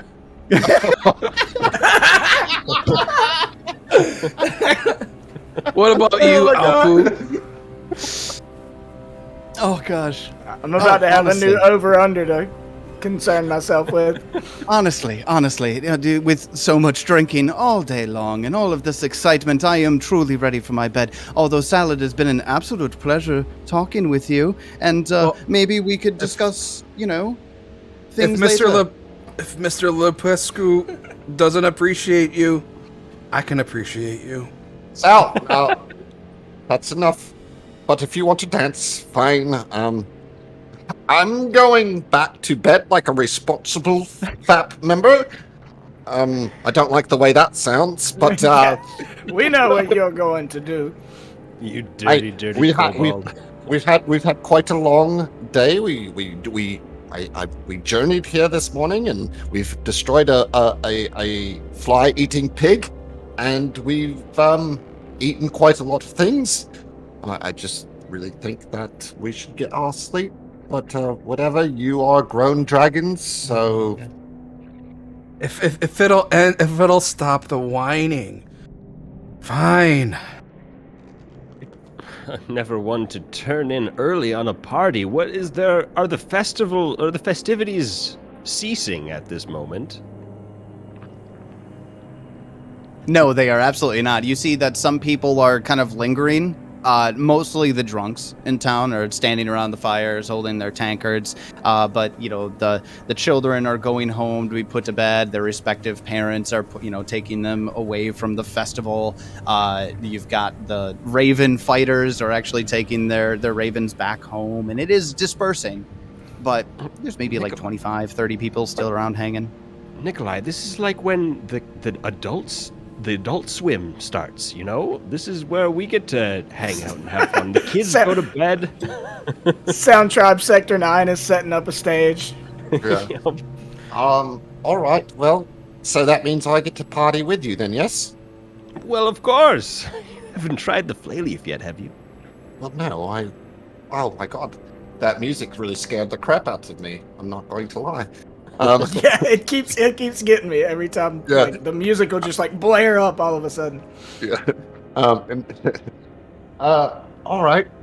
Well, maybe I could cut loose a bit. Maybe I am being a bit too stiff. I could do a bit of dancing. There you go. Am I doing it? Am I doing it? Yeah, Nick. Oh, Yeah. right. I like that, Nick. Look. No, it's Nikolai. Nikolai, yep. It's Nikolai. Oh, okay. Sorry, I didn't mean to offend you. The old shocker himself. So at this point, as the party is discussing, the Luprescus do, bow out. The parents kind of come on, Shell, let's get going. Quit hitting on Uther. Kind of move her along. They start headed back home. Okay. Oh, then let's go to bed. And Shell kind of looks. Shell I'm does just this. beginning. Nikolai was just getting into it, and they're like, "Okay, now we're going to bed." He's like, "But no, I just ate a whole bowl full of leaf. Nikolai, does my bedroom have a window? And Shell even does the, like, as she turns to go to her parents, she looks back at you and goes away. God. Oh my god, dude. I am thrice smitten with her. We're playing right into Tyler's hand. No, I was literally gonna say something a second ago until you finally were like, "Okay, well then I'm tired. We'll go to bed." I was like, "We're just gonna yes and our way into getting murdered." Like, Yeah. That's exactly what's happening. Okay. Okay.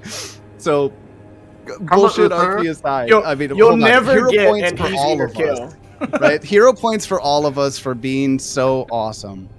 Right when the session ends. Great. Yeah, well they disappear at the end Love it. anyways. Yeah. Good. So I want to ask, really, truly. I mean, yes, the Leprescu's left. The mayor kind of, tells the men who are staying around, kind of gives them some pats on the back, and don't stay out too late tonight. See you in the morning for another day of work. And he says his goodbyes, and he leaves the festival grounds as well. At what point do you all head back to the mayor's house? I would probably go. Nikolai would probably go back with the mayor to work on the contract. Oh, okay. I think Sal will probably head back as soon as the flay leaf starts kicking in a little bit too hard. About halfway back to the mayor's house, really. Yeah. Where that Yeah, happens. like as I'm leaving, I don't know if Uther's coming with or not, but if he's staying back for a little while with the gambler, Yeah. he'll say, "I will have your paints and oils ready for whenever you return. I will make sure to stay up for you and have the hot cup of tea just like you like it." Warm up that scale oil too, would you? I'm going to think of Shell. Right. I will not be going back with them right now. Not only because of the weird scale oil thing, but like the answer to like when would the gambler go back depends very much on he has a deck of cards at all times, and like he wants to talk some people into playing cards. With him. You want to play You some know? cards? Okay. Yeah. Okay. It actually doesn't take much for the gambler to convince somebody to sit down with some cards, to play some cards. And I want you to give me 3 consecutive gaming lore checks Okay. with a DC of 18. Sorry, 16. They're drunk. Okay. Let's see. Playing some Ravenmoor Hold'em. Ravenmoor Hold'em. I like it. Okay, first check. Boom. I don't see what it is. My shit It's froze. 11. Okay, 11. Okay. It's a failure, but, we'll see how you come out after 3. 16. That's better. That hits. Let's do one more. Natural 20. There it is, nat 20, which wipes out that first failure almost entirely. It takes you about 2 hours. Well, I lull them into a false sense of security is what I do. Exactly, I'm a master gambler. It takes some time, to get them going. You got to lose first, right? Give them that confidence. But you end up staying beyond He's a hustler, baby. what at least Nikolai and Uther stay there for, which He knows takes when me to to hold that. them and knows when to fold. He's not as good at knowing when to walk away, but he'll know if he needs to run. Wow. So, yeah, Sal, like I said, once Sal starts feeling the flay leaf a little too much and starts losing the euphoric sensations and starts feeling like the crash, is when he's going to start stumbling his way back to the manor. okay. I will say that Nikolai will draft up the contract pretty quickly, and then he will be like waiting in the little lounge. He'll stay up even if he's tired until every last fat dragon comes through the door. He's like waiting. He's like waiting for him, Okay. So as kind of I'm gathering this then, as it's been laid out before me, the gambler's going to be the last one back to the place. Yeah. Unless Sir Uther would hang around as long as anybody comes up to talk to him. So, kind of your discretion at that point. Not. The people who are left, I think the people who are left are the folks who might be a little newcomer coming in and gaining the attention of the young Shell Leprescu, right? Mm-hmm. Like, shun that guy. And he probably just like drinks a flagon of something. It's like, all right, I'm gonna go to bed. Nobody in particular, just to know. So that everybody. Okay, bye. All right, buddy. We'll see you. I gotta win some money, empty some pockets. Yeah, you gotta win back those bets I keep winning. So go to bed.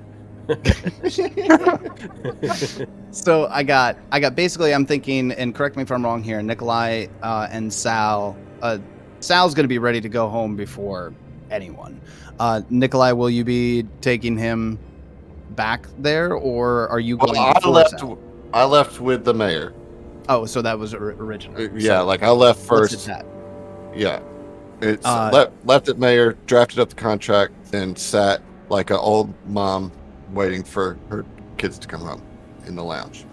And the mayor's just really, he's enthusiastic that you're so skilled at drafting up this thing sort of, as quickly as you did. And he's going, well done, Nikolai. This is fantastic. Your penmanship is glorious. This is fantastic. My goodness. Are you looking for a job? Well, I have a job. I am the scribe for the Fat Dragons. I see. But I thank you. My Nana is the one who taught me this penmanship. Nana Shottooth. She was a saint, and she set me along this path of intelligence and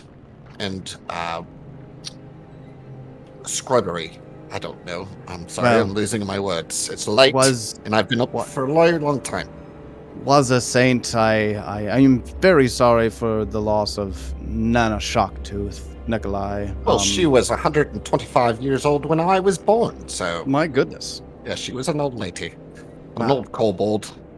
Well, I tell you, it's been a long day, and preparing for the festivals always take a lot out of me.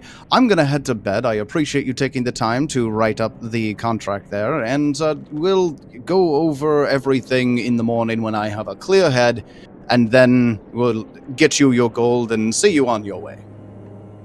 Sounds lovely. Would you make sure that you initial in right here? Oh, in the morning. In the morning. No, clear-headed in the morning. Please, Nikolai. I'm not going to be able to sleep. It's going to keep me up all night. Please, it's an unsigned contract. You don't understand. I have anxiety about this. Take a moment and read it over again. Have a good night, Nikolai. Goodbye. All right. He goes into his room and closes his door. I love it. Thank you. Oh, man. All right. After that, Sal would come stumbling in. Sal! Oh, Nikolai, I'm sorry, Nikolai. Oh, my head is pounding, bro. Right. Yeah, here, have some of this. I've prepared you a steeped tea. This will, and take 2 of these, and he gives you two BC powders. 2 roofies. Real quick, Sal, for mechanical purposes, you are stupefied 1 right now. Okay. Fatigued. So you got it right now. Yeah, let me take you up to bed. I'll tuck you in nice and tight. Do you have a cold compress for my head? Of course I do. It's already up there waiting for you. Just lean on me, and I'll get you up these stairs. We'll get you tucked away, just like a snug like a bug. I don't like Flayleaf. Never again, okay, bro? Sure. I promise. I won't give it to you. That's what you said at spring break. You're not here, Gimler. Well, what happens in Riddleport stays in Riddleport. Right. Same goes for here. I won't tell anybody about your low tolerance to the leaf. Just get in bed, have some nice dreams. I think you're going to have quite a few this evening, actually. Would you like the fan on or off? On, please. Of On. course. All right. Beautiful. Good Then night. after Sal gets to bed, Nikolai goes that- back downstairs. that takes us over to Uther, who comes stumbling in, maybe looking a little dejected. Can you believe no one wanted to stay up and talk with me? Oh, well, I'm here. Thank you. What do you think of Shell? I think that she's quite lovely. She might get me to stay in Ravenmoor full time. Well, you can't do that. We have business. You're right. Maybe she'll come back with us. A dragon can only hope. Right. Well, I've prepared your room for you, Sir Uther. Just like you like it. Oh, good. Did you heat up the oils? Right, yes, they're heated. All right. Well, I'll take care of it myself tonight. You can call it an early one, all right? Get some sleep. Are you sure? Yes. I need to think over a few things privately. Oh, right. Okay, I understand. Well, have a good night then. You don't want story then? I'll just regale myself in the memories of previously told stories by you. Okay. They're almost better in my memory. Oh, well, that's nice, I suppose. Okay, well, good night, Sir Uther. As you Congratulations on a good display of a day. I think that the Fat Dragons have made ourselves quite known here. Yes, and don't tell this to Nikolai, but he's Nikolai. really a good guy, and we couldn't do this without him. So good night. Thank you, sir. Good night. Yeah, good night. And like Nikolai just like starts like chuckling, like chuckle laugh, sobbing. You're like, oh, all right. Oh my god. All right. Okay. Keep it together, Nikolai. Keep it together. And quite a bit later, maybe an hour or two later, the gambler waltzes in with a hot win on his hands. Did I make money? You made 5 silver. Okay. There we go. Hello, gambler. How was your evening? Did you do well? Did you clean up, as they say? Hot damn! Yes, I won. Shh, the mayor and the other 2 fat dragons are sleeping. I don't care. I just won 5 silver. Well, that's excellent. I'm very proud of you, gambler. I was worried earlier today. It seemed as if you were having a streak of bad luck. Well, I started out hot. I won the crow fight, and then I won another the sack race bet after that as well. Oh, that must have been before I arrived. Oh yeah, it was right before you got there. I guess I don't know. I don't keep up with you. But then yeah, like you said, I went on a cold streak. Lost 3-4 bets in a row. But then I rounded up a game of Ravenmoor Hold'em, which is which is just a variation on a regular other kind of Hold'em. But I added in a couple of rules myself. And I let them think they were doing all right to start with. Take a silver here, a silver there, and then cleaned them out. Well, that's excellent. I have I've made your favorite nightcap, which is an old fashioned, of course. It was quite difficult to find the orange peels. They don't seem to grow produce here. Good thing that I brought some of my from home. That's good thinking. Yep. But they did. I'm sorry, but they did not have any bitters here, so it's not quite an old fashioned. Please don't slap me. he starts, like, just barely starts to go to slap you, and then he's like, I won enough money that it sweetened it all up. I don't need the bitters. All right. Well, that being said, with all of you safely here, I am quite exhausted. I carried all of your luggage all the way here and all the way up the stairs, and well, I'm tired, so I'm gonna go to sleep now. Yeah, I'd have made Leonard carry it if I were you. I tried, but he didn't seem to respect me very much. Yeah, I don't respect him much either. I don't know. I Right. guess we approach things a different way. If I'd have had one more second dealing with Leonard when we first ran into him, I'd have socked him right in the jaw. Well, I think it's probably best that you didn't do that. Let's get us some sleep, and I've got the contract done. It's not signed or initialed, but I'm trying to be okay with that. No big deal. It's all right. And like he's muttering that as he's walking up the stairs, like, Yeah, I'm going to be all right. This is fine, and everything's okay. yeah, it's fine. Long as nothing suspicious or dangerous or murderous happens to us after we go to sleep and before they sign it in the morning, everything worked out. Right. Nothing terrible will happen, I'm sure. Good Good night. Dragons. Good night, gambler. So the dragons head off to bed. It took, trickled in, but they made it. They made it into bed. Each of their rooms is, tidily made beds. Nikolai has taken the time to ensure that each of the rooms that have been set aside for you have your own little particular needs. And it's pretty cozy, right? The beds aren't uncomfortable. To be honest, you haven't slept in a nice bed in a long time. So it's almost refreshing. Everybody go ahead and pick a room. I'm sure we didn't choose the rooms that Nikolai assigned us, but Oh, I Well- suppose. Yeah, I suppose. Well, all your things were laid out. we missed it. Well, it was about midnight. Yeah, as you walk into the gambler's room, where are my paints and oils?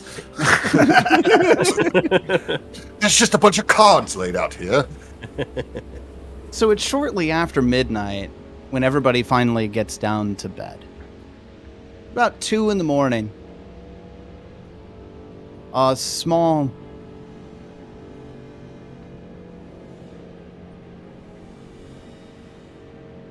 on What? Uther's front door. Small knock. Small knock. Nope, squeaking of a door. Okay. Oh, Opening up. Uther, give me a perception check. okay. It's me, Nikolai. Are you Would awake? you like it seen or unseen? Unseen. Ominous. 20, wasn't it? Good. Uh-oh. Ominous. He wrote a natural question mark, by the way. Yeah, I did. Uther, is that you? Shall? Uther, it's Shell. Shall? Okay. I don't want to laugh anymore. I don't want to do this in the mayor's house. Do you want to go for a walk? I would love to go for a walk. I don't even need my boots. Fuck my boots. Come on. Okay. Yeah. Where are we going? Shell leads Uther downstairs, and I want the rest of the party to give me a perception check. Okay. Oh, secret. Perception Secret. check. Secret perception. Got it. Blind GM. Okay.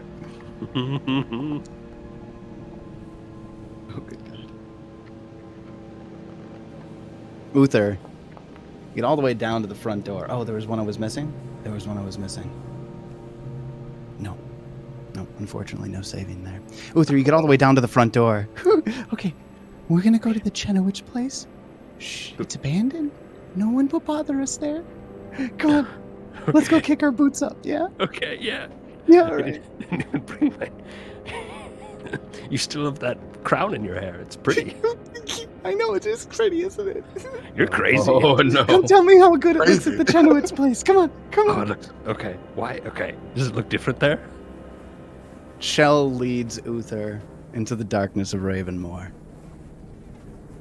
An hour later, I need a perception check from Nikolai, Sal,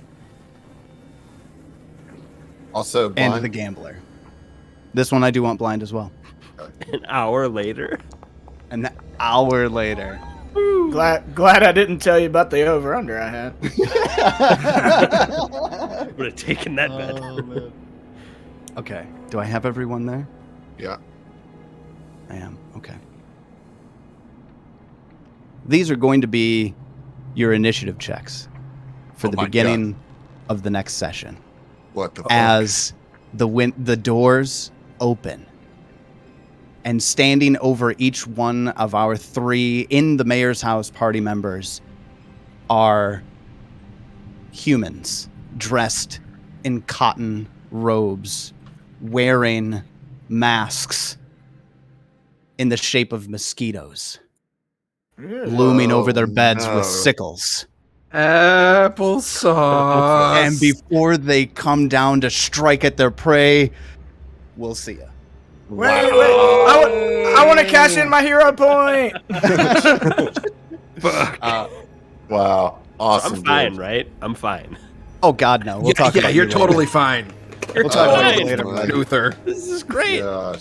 I have. Great job, Tyler. This was a really fun session. Heck yeah. Ooh, my goodness. Wow. So what do y'all think? What do y'all think of the Feast of Ravenmoor so far? Was my drink a different color than the other drinks around? Like, was it a little darker red than any other drinks on the table? Oh my gosh. Nope, it was just your own thirst. Yeah, he I thought thirsty.